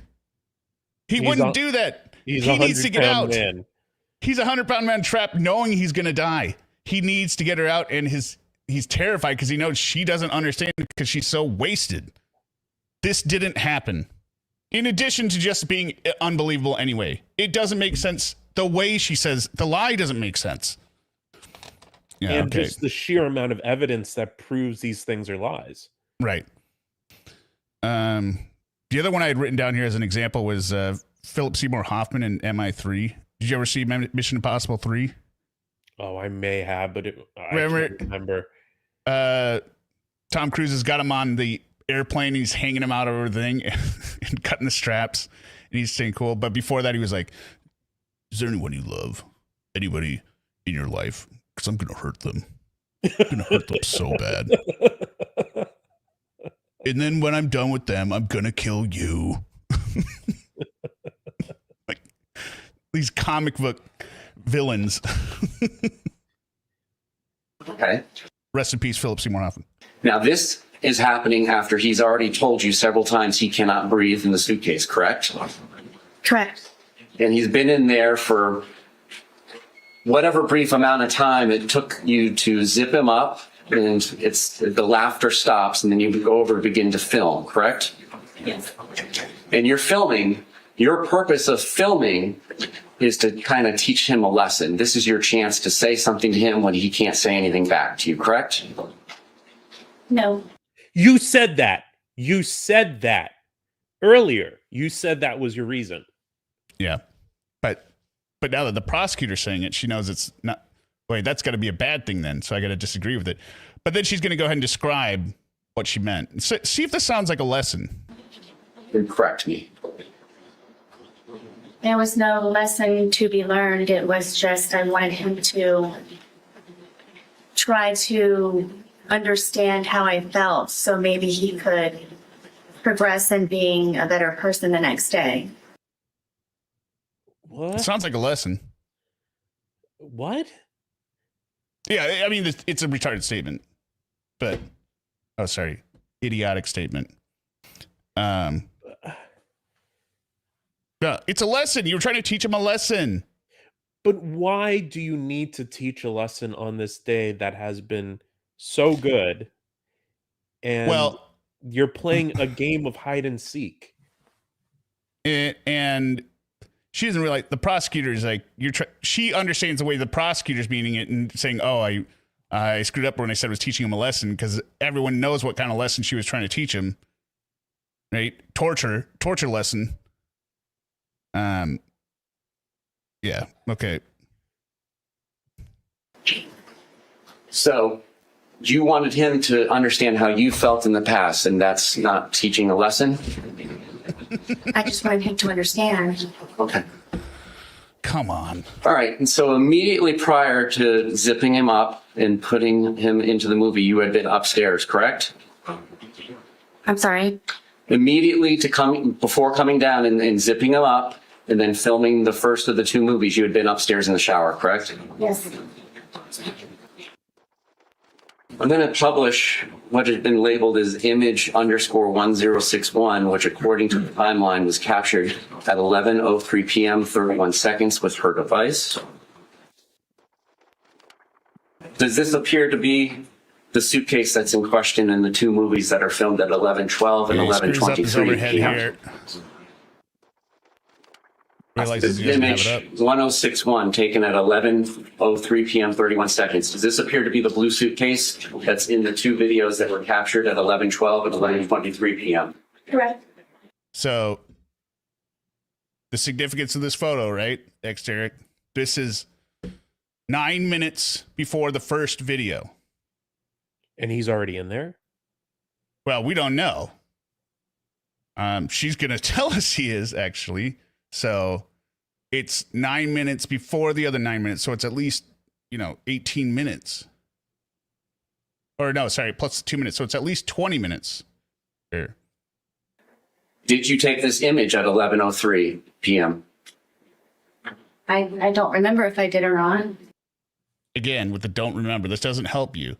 You don't remember taking photos. You don't remember. And again, we had, and by we, I mean you and Mr. Torres, 2 1.5 liters bottles of wine and plus whatever was left over from the day before, correct? That's correct. So you don't remember taking this photograph? I don't. Do you remember whether or not Mr. Torres was in here? I don't remember taking the photo. Okay. So what is your memory of what happens between 11:03 p.m. and 31 seconds when that image is captured, and then when the movie starts at 11:12:45? What do you remember? I don't. Do you remember anything from that night? I do. You told the police on February 25th, 2020, when they first showed you the video, that you didn't remember taking that. You remember that? I do. In your testimony, you do remember taking that video, I do. but you don't remember taking that photograph 9 minutes prior. Correct. Is there something, did you have more? That sounds totally reasonable. I'm just struggling with how much time this dude's been in there. Well, I'm struggling more with her obvious lies of I don't remember this, but I do 100% remember this stuff. I get that too. I mean, that's just nonsense. My brain is just still on the timeline from when he showed that picture on the screen. Yeah, but this is just utter nonsense here.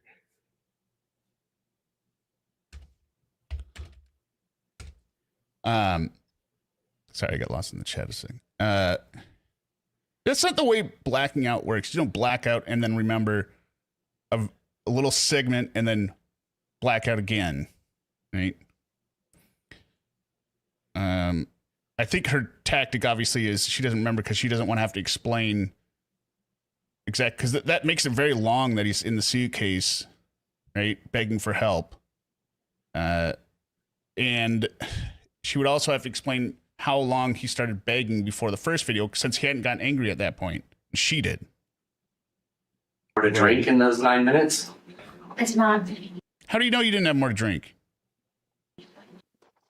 Well, Was maybe they Mr. ran Torres in that suitcase the entire time between 11:03 when that image was taken, and then when the second video was taken at 11:23 p.m.? I believe so, yes. Why say that? That's where you should say, I don't know. I don't know. Yeah. If you don't remember, why do you think he's in there? Because I pushed him down the stairs before that. He was in that suitcase longer. Given the way he was talking, between how shit-faced he was and how injured he was in there for a while by the time that video was taken. So for 20 minutes? Yes? However long the time frame is. Did he begin telling you that he couldn't breathe before the video, or do you not remember? I don't remember. Now, you testified moments ago that your two neighbors must have misremembered which night the loud noise was, correct? Yes. Yeah, it was totally. And now you're telling us that you don't remember taking the photograph at 11:03 p.m. Yeah, you see the conflict there, Sarah? You don't remember stuff that happened on that night, but you are sure that the neighbors misremembered the thing they say happened that night. Yeah, totally. Correct? Correct. Did the police... Her face the entire time has this look of, I don't know what you're getting at. Yeah.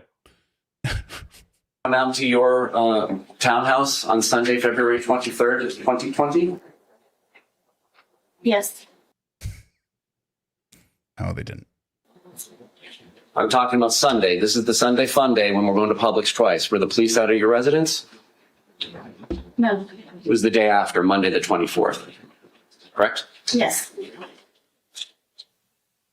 And that Monday morning, you called 911, well, Monday afternoon at about 1 p.m., correct? Yes. And between that time frame, you were the only person in your apartment plus Mr. Torres in the suitcase, correct? Yes.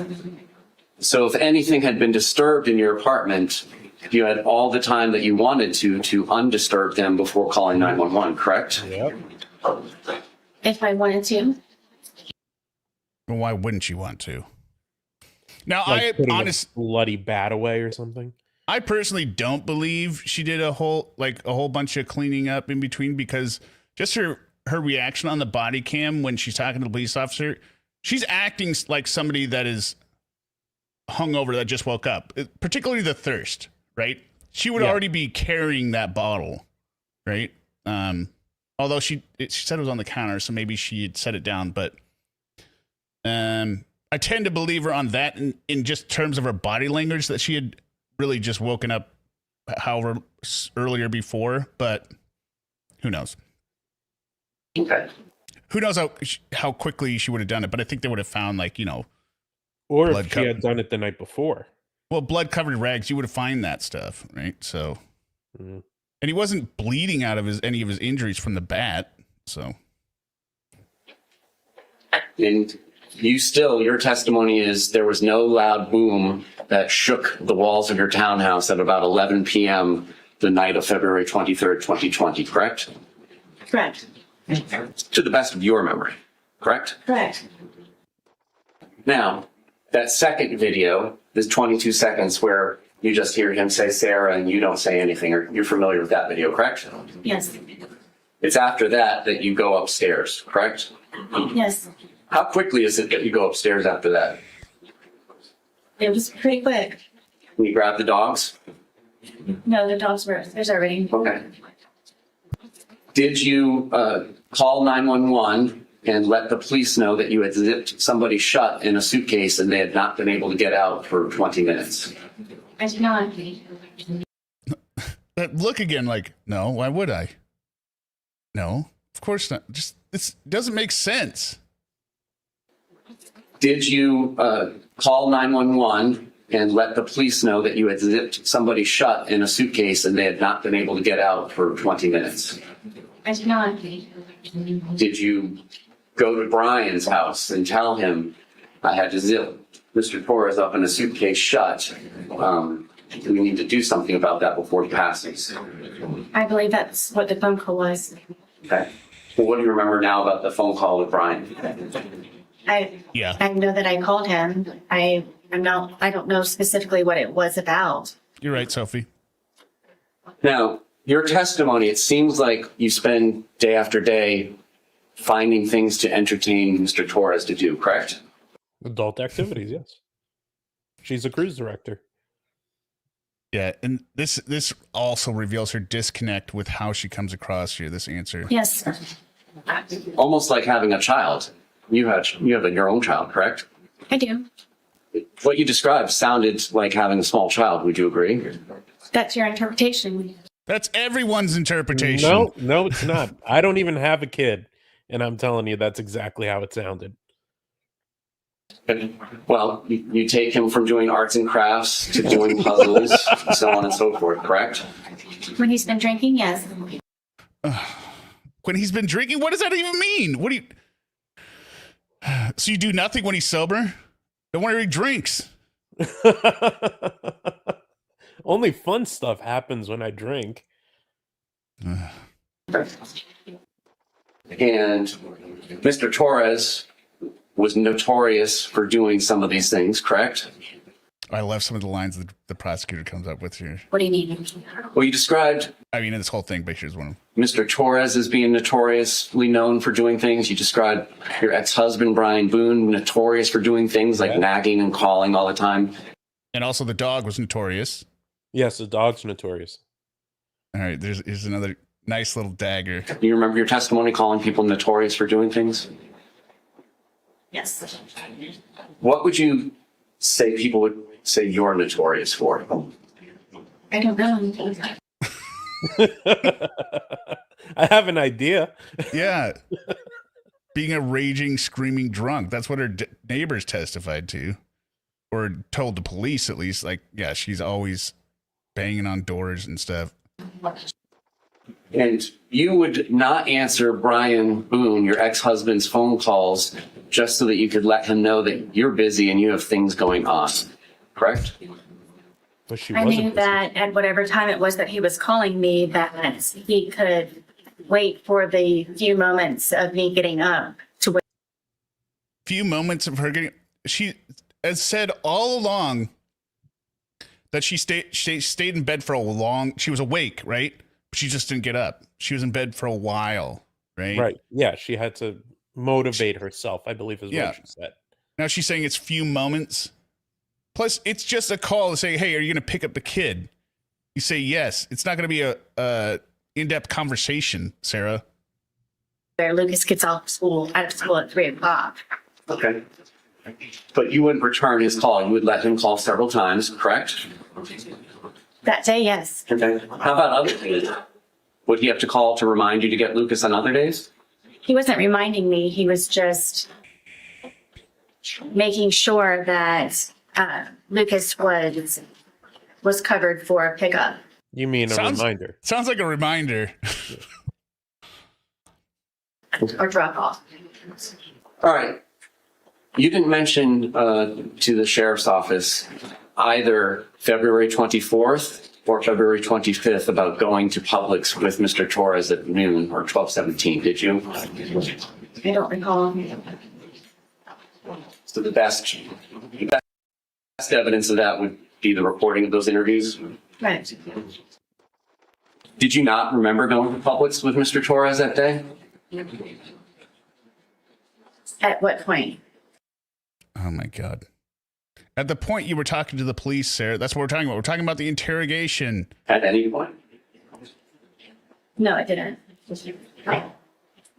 You had indicated to the police that it was about 4 p.m. that you all had started drinking after doing chores. Do you recall that? I do. And your testimony today was that... Yeah, that was another inconsistency, right? I didn't catch that. Listen. It was about 4... At what point? At any point. Sorry, backed up too far. No, I didn't. You had indicated to the police that it was about 4 p.m. that you all had started drinking after doing chores. Do you recall that? I do. No. Yeah, she said it was closer to noon, right? When they got back. Yeah. They went on the back porch. Yeah, it was noon. She just said that. Right. So now she's being confronted with the fact that she told investigators 4 p.m., but she's gonna make it even more ridiculous. And your testimony today was that it was really more after you guys went to Publix at about 12:17 p.m., correct? Yes. And you did not tell the truth to the police, correct? I'm sorry. You did not tell the truth to the police about that, correct? I did not. And when they were asking you about Mr. Torres's injuries, you told them that you had nothing to do with it, correct? Yes, And that was not the truth. correct. What did y'all have for breakfast on the 23rd? I don't remember. Did y'all have lunch? I believe we had leftovers from, I think, something that we had in the fridge. And do you recall what those were? Not at this point, no. And then I believe you mentioned having a sandwich of some sort for dinner. No, I believe it was for, I'm guessing he and I ate at the same time. What? He and I ate at the same time. You had a sandwich. He and I ate at the same time. He did or did not? She's saying, well, we ate at the same time. It was a non-response. And at one point, Mr. Torres called his brother Juan, correct? And do you admit that you were yelling in the background, telling Mr. Torres to tell his brother that he had been choking you? I don't know if I was yelling. I know that he could hear me through the phone. Well, that probably is yelling then, right? Oh, Operation Lull is here. What was the question we had for him? Oh, you were asking about the objections to wonder if she was on direct. That's right. Yeah. Oh, yeah. It's kind of difficult to explain. But anyway, hi, Operation Lull. Basically, I was trying to explain that she kept trying to do narrative testimony in terms of her answers, lol. And then the DA finally was objecting more and more at the end, being like, this is narrative. This is non-responsive. So how long had that been going on that day? When did you start getting on Mr. Torres about choking you in the past? He and I had conversations about it because he didn't remember doing it to me. And the next day and the day of. And is it fair to say that there are just points in time where you don't remember what you do either, correct? Are you talking about almost 5 years ago? I'm talking about from drinking. Is it fair to say that you don't often remember things that you did while you were drinking? I would not say often. Okay. Come on. Come on, Sarah. In the course of your relationship with Mr. Torres, are there things you don't remember happening that happened the night before between you and him? Like throwing I him can't to say that therapy? at this point. How about not remembering you zipped him in his suitcase and then going to sleep? Hitting him with how that. about not remembering that you recorded the videos when you hand your phone over to the police? Or took a picture. Or taking a picture. How about the testimony that we've been listening to for the last couple hours, Sarah? But you said that you don't remember taking that photograph at 11:03 p.m. on February 23rd, correct? Yes. Was there anything else that you were telling Mr. Torres that he needed to tell his brother? Not that I can recall. Was there anything you were telling him that he needed to tell his daughters? Not that I can recall. That's an inconsistency, isn't it? Yeah, I don't remember what she said about it, though. Now, you indicated that Mr. Torres would use your phone to look at pornography. Correct. Were there ever any points in times when it was you that was used looking at pornography? If I was, it was to go back and look to see. Did you ever make? Oops. Clicked it. It's kind of like a mom or a parent, right? It's only I put on a Hear me through child the phone. lock. So what? I put a child lock on so you couldn't go to naughty websites. Yeah. how long had that been going on then? Conversations about it because he didn't remember doing it to me. I would not say often. Okay. You said that you don't remember taking that photograph at 11:03. I'm going to skip a little ahead. It was you that was used looking at pornography. If I was, it was to go back and look to see. Did you ever threaten to get Mr. Torres arrested if he did not do what you wanted him to do? Hey, I I wouldn't say registered threatened. for that website, but it says I got to send in a notarized copy of my signature. Lol. Okay. Well, were there ever points in times where you would like him to call you or return a call? And if he didn't do that, you would threaten to get him arrested? It depends on if he had my keys or something that I needed from him. Okay. And it was your townhouse, correct? Mine, yes, plus ours. Well, when did you get him off the lease? I'm not sure what year it was, but I don't think he was actually removed from the lease. Okay. I think he was made a different type of tenant. Well, actually, And she's inconvenienced that we're so stupid that we can't get that she is not guilty, Lauren. That's her look. Like, God, how many times do I have to explain this to you idiots? I see it as just also thinking, oh, the defense was enough. I don't really need to do this. You know, I already made my case in the defense. It was perfect.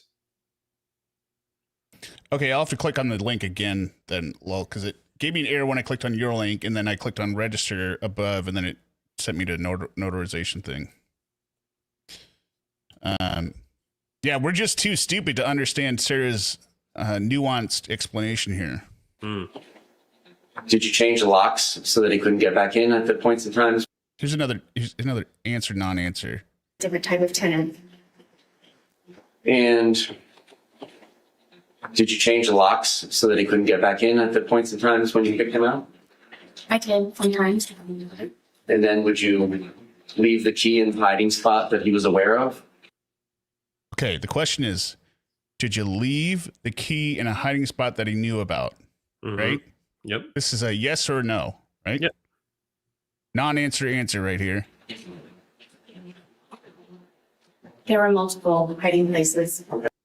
It's like when Lauren is asked, like, what's Jamie's favorite food, right? He's like, well, she's had several favorite foods. Okay, well, name one of them, right? Like, Why do you love her? There's a lot of reasons I love her. Yeah. On any of the 911 calls, did you ever mention that Mr. Torres was aware of where you kept your keys? Yeah, she would call 911 on him and say, he's in my apartment, right? Because he has my keys, right? And then not mention, well, because I put him in hiding spots that he knows about because we lived there together, right? That's how he got back into the house. I missed something there.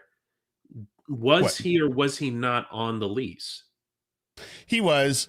I think from reading through the text messages, she was trying to get him off the lease so that, you know, he didn't have, so he couldn't, I think it was entirely so that when she called the police, it'd be more trouble for him because he didn't reside there.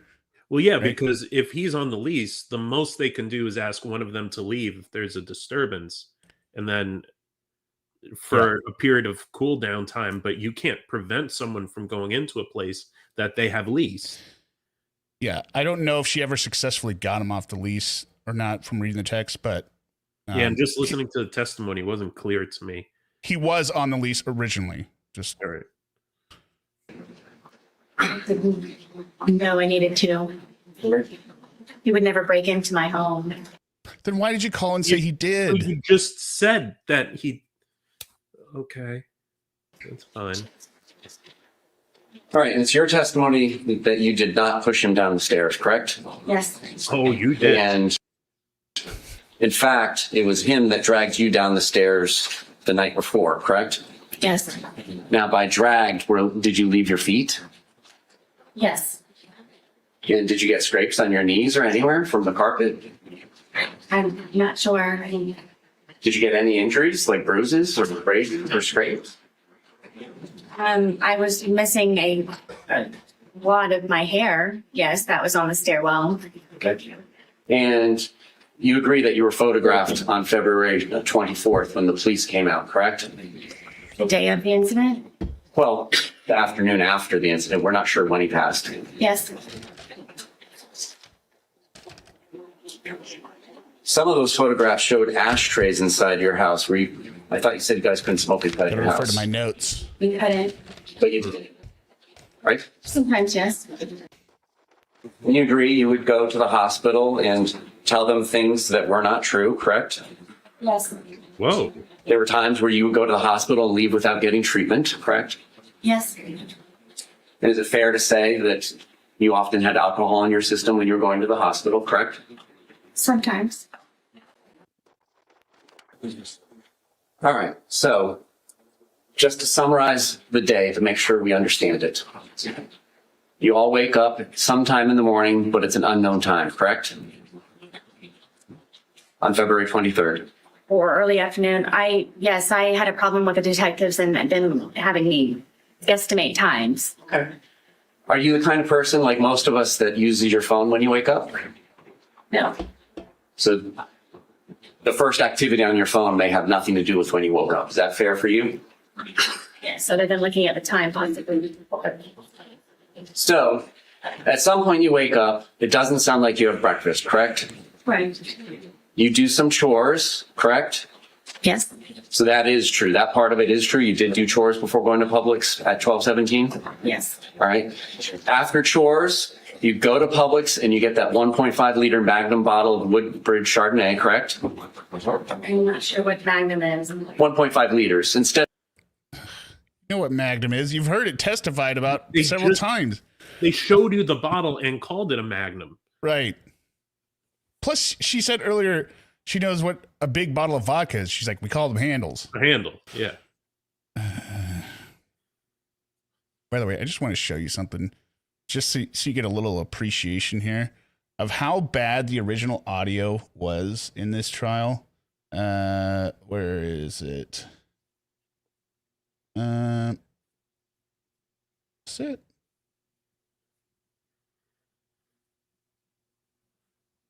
Yes. Listen to this awesome audio here. Skip forward.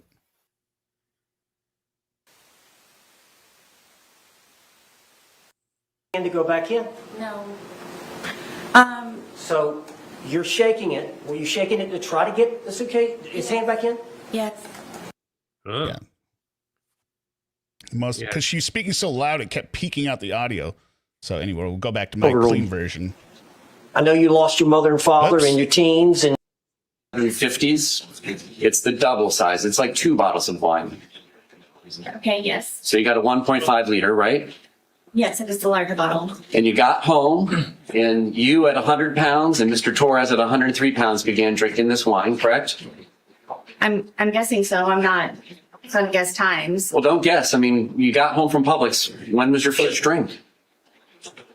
I'm not sure. I mean, we could have continued to do whatever was left over from what we didn't do before we went to Publix. Okay. So you may have started drinking even. She said on direct that they did it as a reward for having finished, right? Remember that? Yes, they had done all their chores or whatever it was, and they were ready to drink. Later, correct? Then 12:30 when you get back from Publix? I don't know. Okay. Was it 1:30 or 2:30 when you began drinking? I don't know. All right. Was it before any of the phone calls to the brothers and his daughters? Yes. And so you drink what's left in the bottle of wine from the day before that's halfway label, correct? At some point. And then you drink 1.5 liters of wine, and he goes out and gets another one on his own without your permission or suggestion about 5:30, correct? Correct. Good night, Lauren. Feel And better. then you all consume that one as well, and it ends up in the trash can at the end of the night, correct? Apparently. Okay.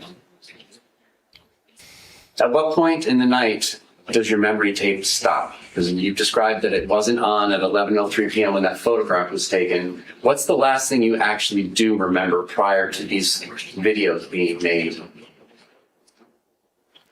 I don't recall it at this point. I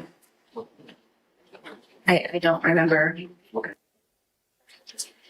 All right. And so it ends in hide and seek after arts and puzzles, correct? Yeah. He saes, tag, you're it, but you run and go upstairs and Yeah, you're like this. hide, right? Yes. So does that mean he's it and he's supposed to come find you? No. Okay. So you both hide. No. Okay. How does this work? Okay.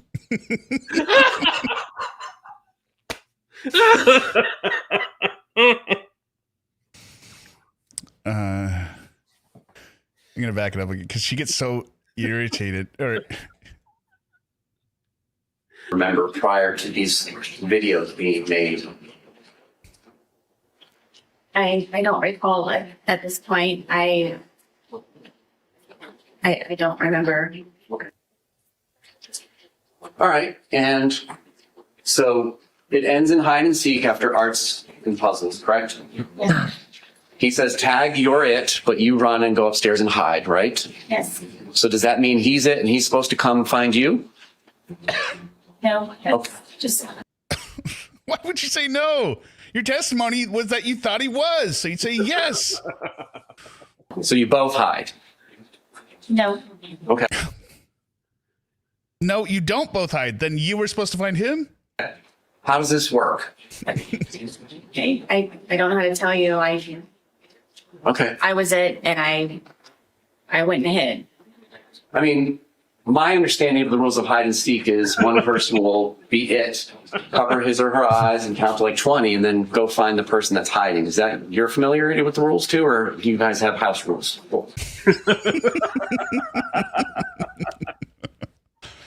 No, you have to understand. We set out a drone to try to find the other person while we're hiding. I understand how the hide and seek works. Explain to me, what was your expectation? She understood how it works, even though she can't describe what they were doing. You go up to the shower. Were you expecting him to come find you? I was. Okay. And after a while, he did not come find you. Yes. And that's when you return downstairs. Correct. And because of the way your townhouse is set up, you can kind of see over where the suitcase is and that he's trying to hide in there, but it's not successfully hidden just yet. I mean, yes, you have to come down a good ways in order to be able to. Right. But you testified that was before you got to the bottom. Yes. All right. And then you come over there and thinking that it's funny, you zip him shut, correct? Yes, we both thought it was funny. I Okay. noticed the And prosecutor the defendant, zip shut or zip up. What? The prosecutor is very purposeful in how he's saying zip up or zip shut, because he really wants to make the case that that zipper is completely closed. Yeah, and he's good. This we're about to the demonstration. It's good. stand down. Entered into the well? Yes. Yes. Go down. Deputy, who release her into the well, please? And people were critical of his cross-examination here, and I personally, I was disappointed at first when I saw it, but also on retrospect, I realized like this was the perfect cross. You don't need to keep her up there pointing out the light. She's clear. She's lying. She's lying all the time. Yep. Right? So you don't need to prolong it anymore in the chance that she could come out with something new that they could redirect on. And he's pretty good about that. He just sticks to exactly what they need to talk about because he also knows he has a rebuttal case coming up. So, and it's not, the reality is, as crazy as this is, it's not a movie. This is real life. And so he's going to do what is necessary and not try to go for a cinematic finish to it all. And I think he understands the more she's up there and he grills her, there's always the chance that she could possibly show some emotion. Right. Yeah, thus far has been nil. Right. So we're gonna get the suitcase demonstration here, and this is for me the best part because I've got blown up side by side pictures for you here, so we can all judge for ourselves just how accurate this is. So gets the suitcase out, unzips it. All right. Ms. Boone, can you demonstrate for the jury where Mr. Torres' head was and how his body was positioned in the suitcase, if you don't mind? That's the actual suitcase? Yeah. Yeah. So what she's saying is where her hand is here, right? That's her, the head's up there, and his back is against the, basically where the top and bottom meet, right? And then his legs are pinned up against his chest and his arms would be wrapped around his legs, right?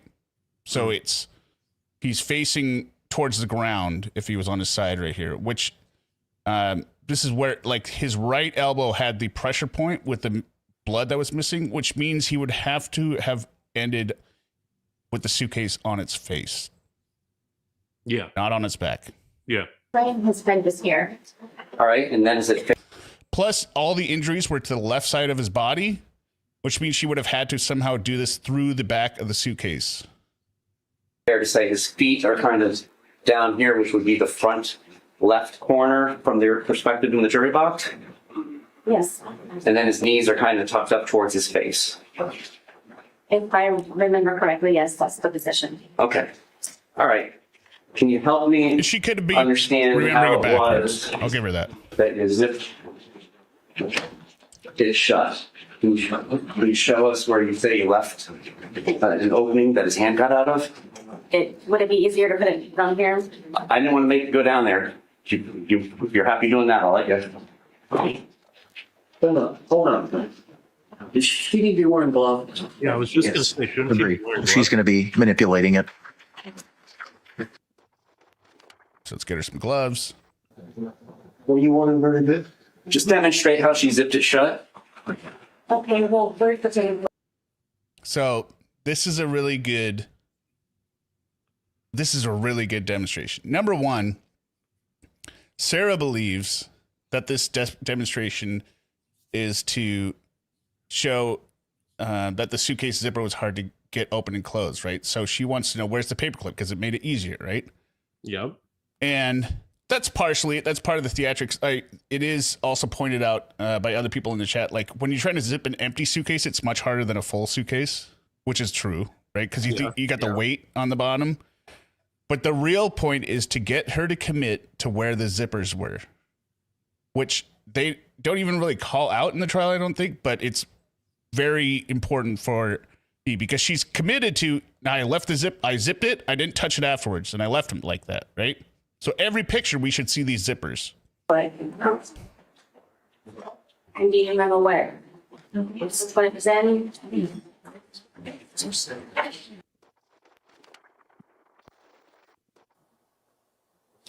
Just paperclip was on when this event occurred.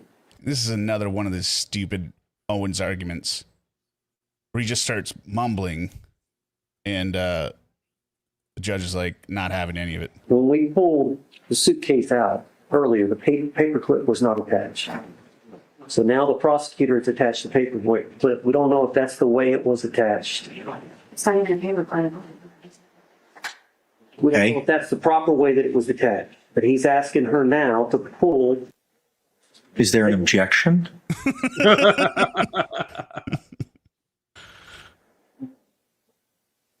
Yes? Approach. So I think what the compromise they must have reached at the stand was the prosecutor, I think, said, hey, look, I just want her to show where the zipper positions were. It's not about zipping it up. So then I think the compromise is that Owens is going to be allowed to help her, right? So that's why we see him step in, because I think he realizes, oh, this is not going well at all, right? But Objections overruled. Yeah, it is interesting how he jumps in there. All right. You feel most comfortable, Madam Court reporter, you ready? Can we see how it was that the two zipper parts were positioned when you say that Mr. Torres was able to get his hand out? If you want me to do it, I'm fine to take your direction. exactly. See right there, he says, I'll do it for you. Just tell me where the zippers were. Yeah. From what I remember, it's just how the suitcase. So the suitcase was.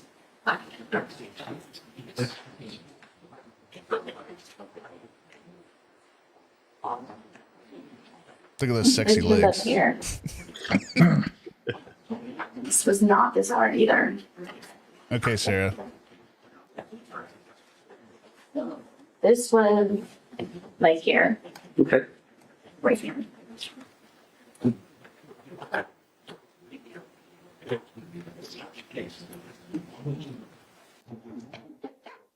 About right there, ma'am? Sure. Sure. I assume this one was much closer. It's not over there? Where do you? You asked me where I zipped it. When you say that was zipped shut, show us. Are you talking about how I zipped it or? Oh my God, Sarah. Just show where the zippers are. That's all he cares about. When you're done zipping it shut and he's inside of it, where are the zipper components?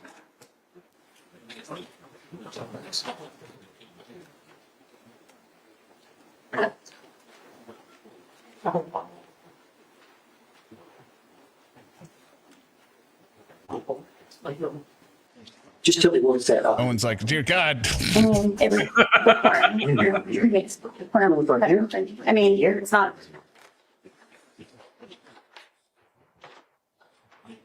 Yes, this one was already pre-intentional. Yes.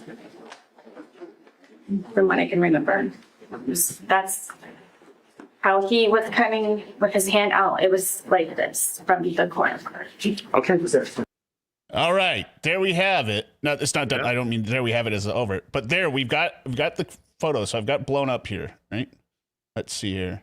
It's very clear where she pointed to. So just recalling here, we have these photos from the videos, right? This one, and this one. That's the still photo she took. Okay, now we've got a demonstration here.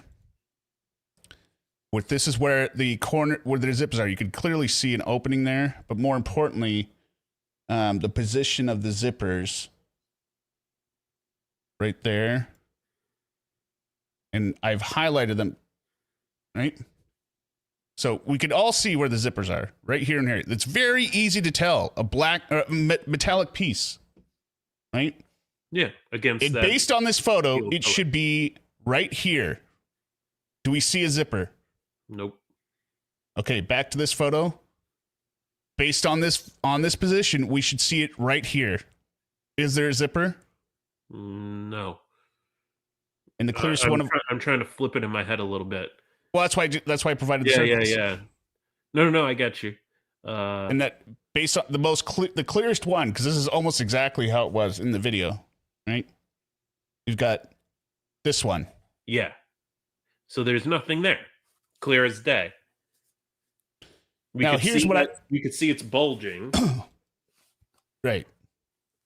Because there's a human in there. And here's one more thing I found. Look at this. Look at the blue circle. Oh shit. What does that look like? That looks like a zipper. Yeah, two zippers in the corner. Because look at the one in the court. Nothing. Yeah. And there's only two zippers, so she can't play that it's a third zipper. A third zipper. Right? I mean, I think the zippers are right there in the center of the blue circle there. Maybe they're not, but they're definitely not in the red part where she's saying they are. And she said after she zipped them in it, she never moved them again. So there's no excuse of, well, this is a different time. She did it once, she said. She never moved it. So this was the most damning part of it.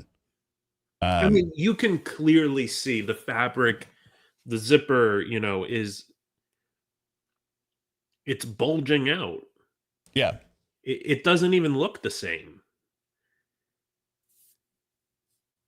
And again, here, this is bulging. Like, I got this on a freeze frame, right? You can see he's bulging it out, right? There's no zipper there. Nothing. It should be right below the white little luggage tag. It's not there. Yep. Anyway. Okay. I'm going to go back here. Move this. And yeah, Operation Lull and MCL. That's some scary shit right there. Thank you. You can return to your seat. Did you ever change the position of those zippers once you put it in that position? I did not. Boom. Boom. That's it. That's it. You just screwed yourself. That's beside all the damning testimony, that's the worst. Yeah. Right there, this is provably wrong on the file, on the video. And so once he was zipped into there, there's some amount of time, but you don't remember specifically before you start taking the 2-minute video, correct? Yes. And then that's when you say what you say, and that's when he says what he says. We've all heard it, correct? And then between there and that second video of the 22 seconds length. And the other thing is, you didn't change the position of the zippers, then why did you think he wouldn't escape? Since you thought he would escape at one point. Even with it flipped over, you were thinking he was going to escape, right? And then you testified you flipped it over because you didn't think he was going to escape, but you didn't move the zippers, so what changed? Nothing. It's at this point where he's beginning to get angry, and then that's when you take the baseball bat that's in evidence, and your testimony is start poking him with the end of it. Did you say this with the second video? Between the two videos, that's when you started hitting with the bat because he was getting angry and trying to escape, correct?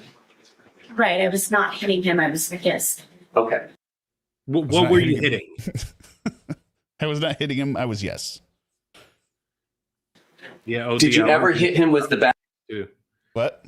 ODL says, I'm confused as to why he got inside that suitcase. Me too. So again, here's what I think happened. I think he went upstairs maybe to hide in their stupid drunk tag game, right? He got inside the suitcase inside the closet, right? Maybe. I don't know. Or she just hit him with the bat and got him inside the suitcase that way, then threw him down the stairs. That's one of those things I don't know. Yeah, this is where don't remember would have been the smarter answer, but she wanted to create the illusion that she left. Correct, because she doesn't want to get convicted of manslaughter. She wants to go home. Yeah, you're right, Polynomial. Yeah, just being like, I don't know where the zippers were, dude. Like, I just know I left it. But when we have picture and video evidence saying and showing where they are, and you're testifying and swearing that that's what happened, right, you're really digging yourself into a big hole. Unless you're trying to thread the needle for 0 convictions on anything. Yeah. Remember, she could have taken the plea deal for manslaughter and been out in 4 years. Idiot. That's crazy to me. That is so crazy to me. That is such a lenient sentence. While he was outside of the suitcase. No. So each time that he is hit with the bat, it's through this suitcase. And that's what leaves the marks on him, because you didn't hit him with the bat outside of the suitcase, correct? Yes, you got me. That is right. No, that's okay. The suitcase can speak for itself. And then you take the second video and you go upstairs and go to bed, correct? I apparently went upstairs and I used the phone to make a phone call. Okay. And then I fell asleep. Fell asleep, not passed out. Fell asleep. And here's here's where people felt disappointed, because this is towards the end of it, but I think it was an effective ending here, this line of questioning. All right. And at the point in time when you left and went upstairs, he was still inside the suitcase, correct? Correct. Was he still asking for you and calling your name? Not that I can recall. Did you say shh to him again? I don't remember. Did you tell him that this was his problem and it's on you again? I don't remember. Did you do anything to help him escape from the predicament that you zipped him up in? No. That's it. That's it. I mean, he's asking for help. If he wanted, I think it was Cornhole who said it yesterday, like, he was in such distress. If he could get out, he would have gotten out. Yeah. No other questions. Nice, short and sweet. Short and sweet. Is a surgical kill. It is. Yeah. But it did feel disappointing at the time because of but that's personal emotion towards Sarah. Being like, what about all the other lies you can point out? Yeah, I mean, that would have been overkill for a while. Because you also have to remember, there's always the possibility of introducing something that you don't need, and then that being grounds for mistrial. So redirect examination. So he gets up there, and this is the only redirect, which is lame. He just asked you the question that you poked him, and you didn't poke it. You poked every time you poked him hard. Just the use of the poke word over and over just makes it fall that much more flat, in my opinion. I can't imagine what the jury would be thinking, because they've seen the autopsy photos at this point. The man would look like he'd been beaten to death. With the bat, he was in. I've never seen those photos. They didn't make them public. You can kind of get some glimpses from the side, but what you do see is the drawing of the medical examiner's her report, and there's like bruising all over the side, the left of his body, really, and just her description of it, as well as what you can kind of see as the camera, because they pan away, right? But you can kind of see in the bottom as the photos being drug across. Just imagine somebody that looks like they've been beaten with a bat. Like dark bruising on half your body, right? Scratches and deep bruising on the top of on your head. Everything. Not somebody that just suffocated. Somebody that was beaten. Inside the briefcase. The suitcase, yes. The suitcase. But you remember when he put his hand out? Did you not hit him in the hand outside the suitcase? Yes. Okay. So that was the only time the bat touched Mr. Torres's body outside the suitcase. Yes. Was when you hit him with a hand.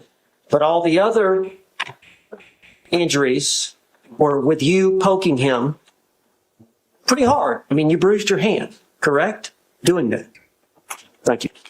I'm following. And that's the end of Sarah Ma'am, you can Boone's return to testimony. counsel's table. Judge, can we Just a moment. Let me get her situated at table, and then we can approach. I just left this part in here for her. All right, come on up, y'all. Sitting at the table. One thing I noticed when the prosecutor's going is how much less she looked. Oops. Oops, I removed you. I didn't mean to remove you. That's all My right. camera died.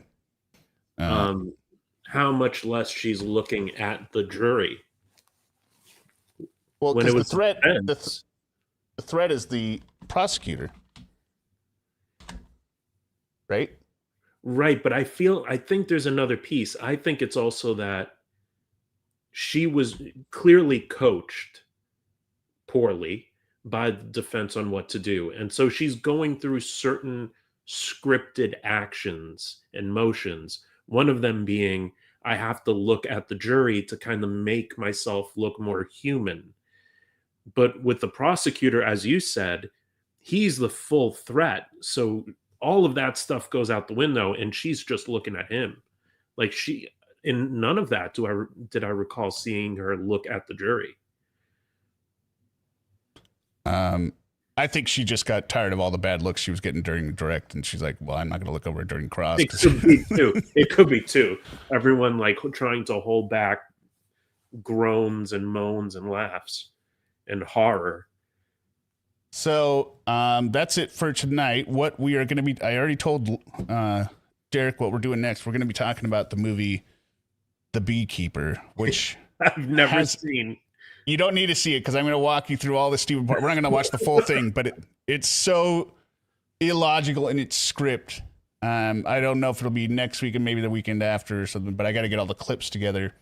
We'll figure it out. It is so dumb. And it's one of those ones where I like because it's not, like you could point at another movie as dumb, like, Wonder Woman 1984, which was stupid in its own right. But then it's like, oh, you hate women. No, I hate stupid movies.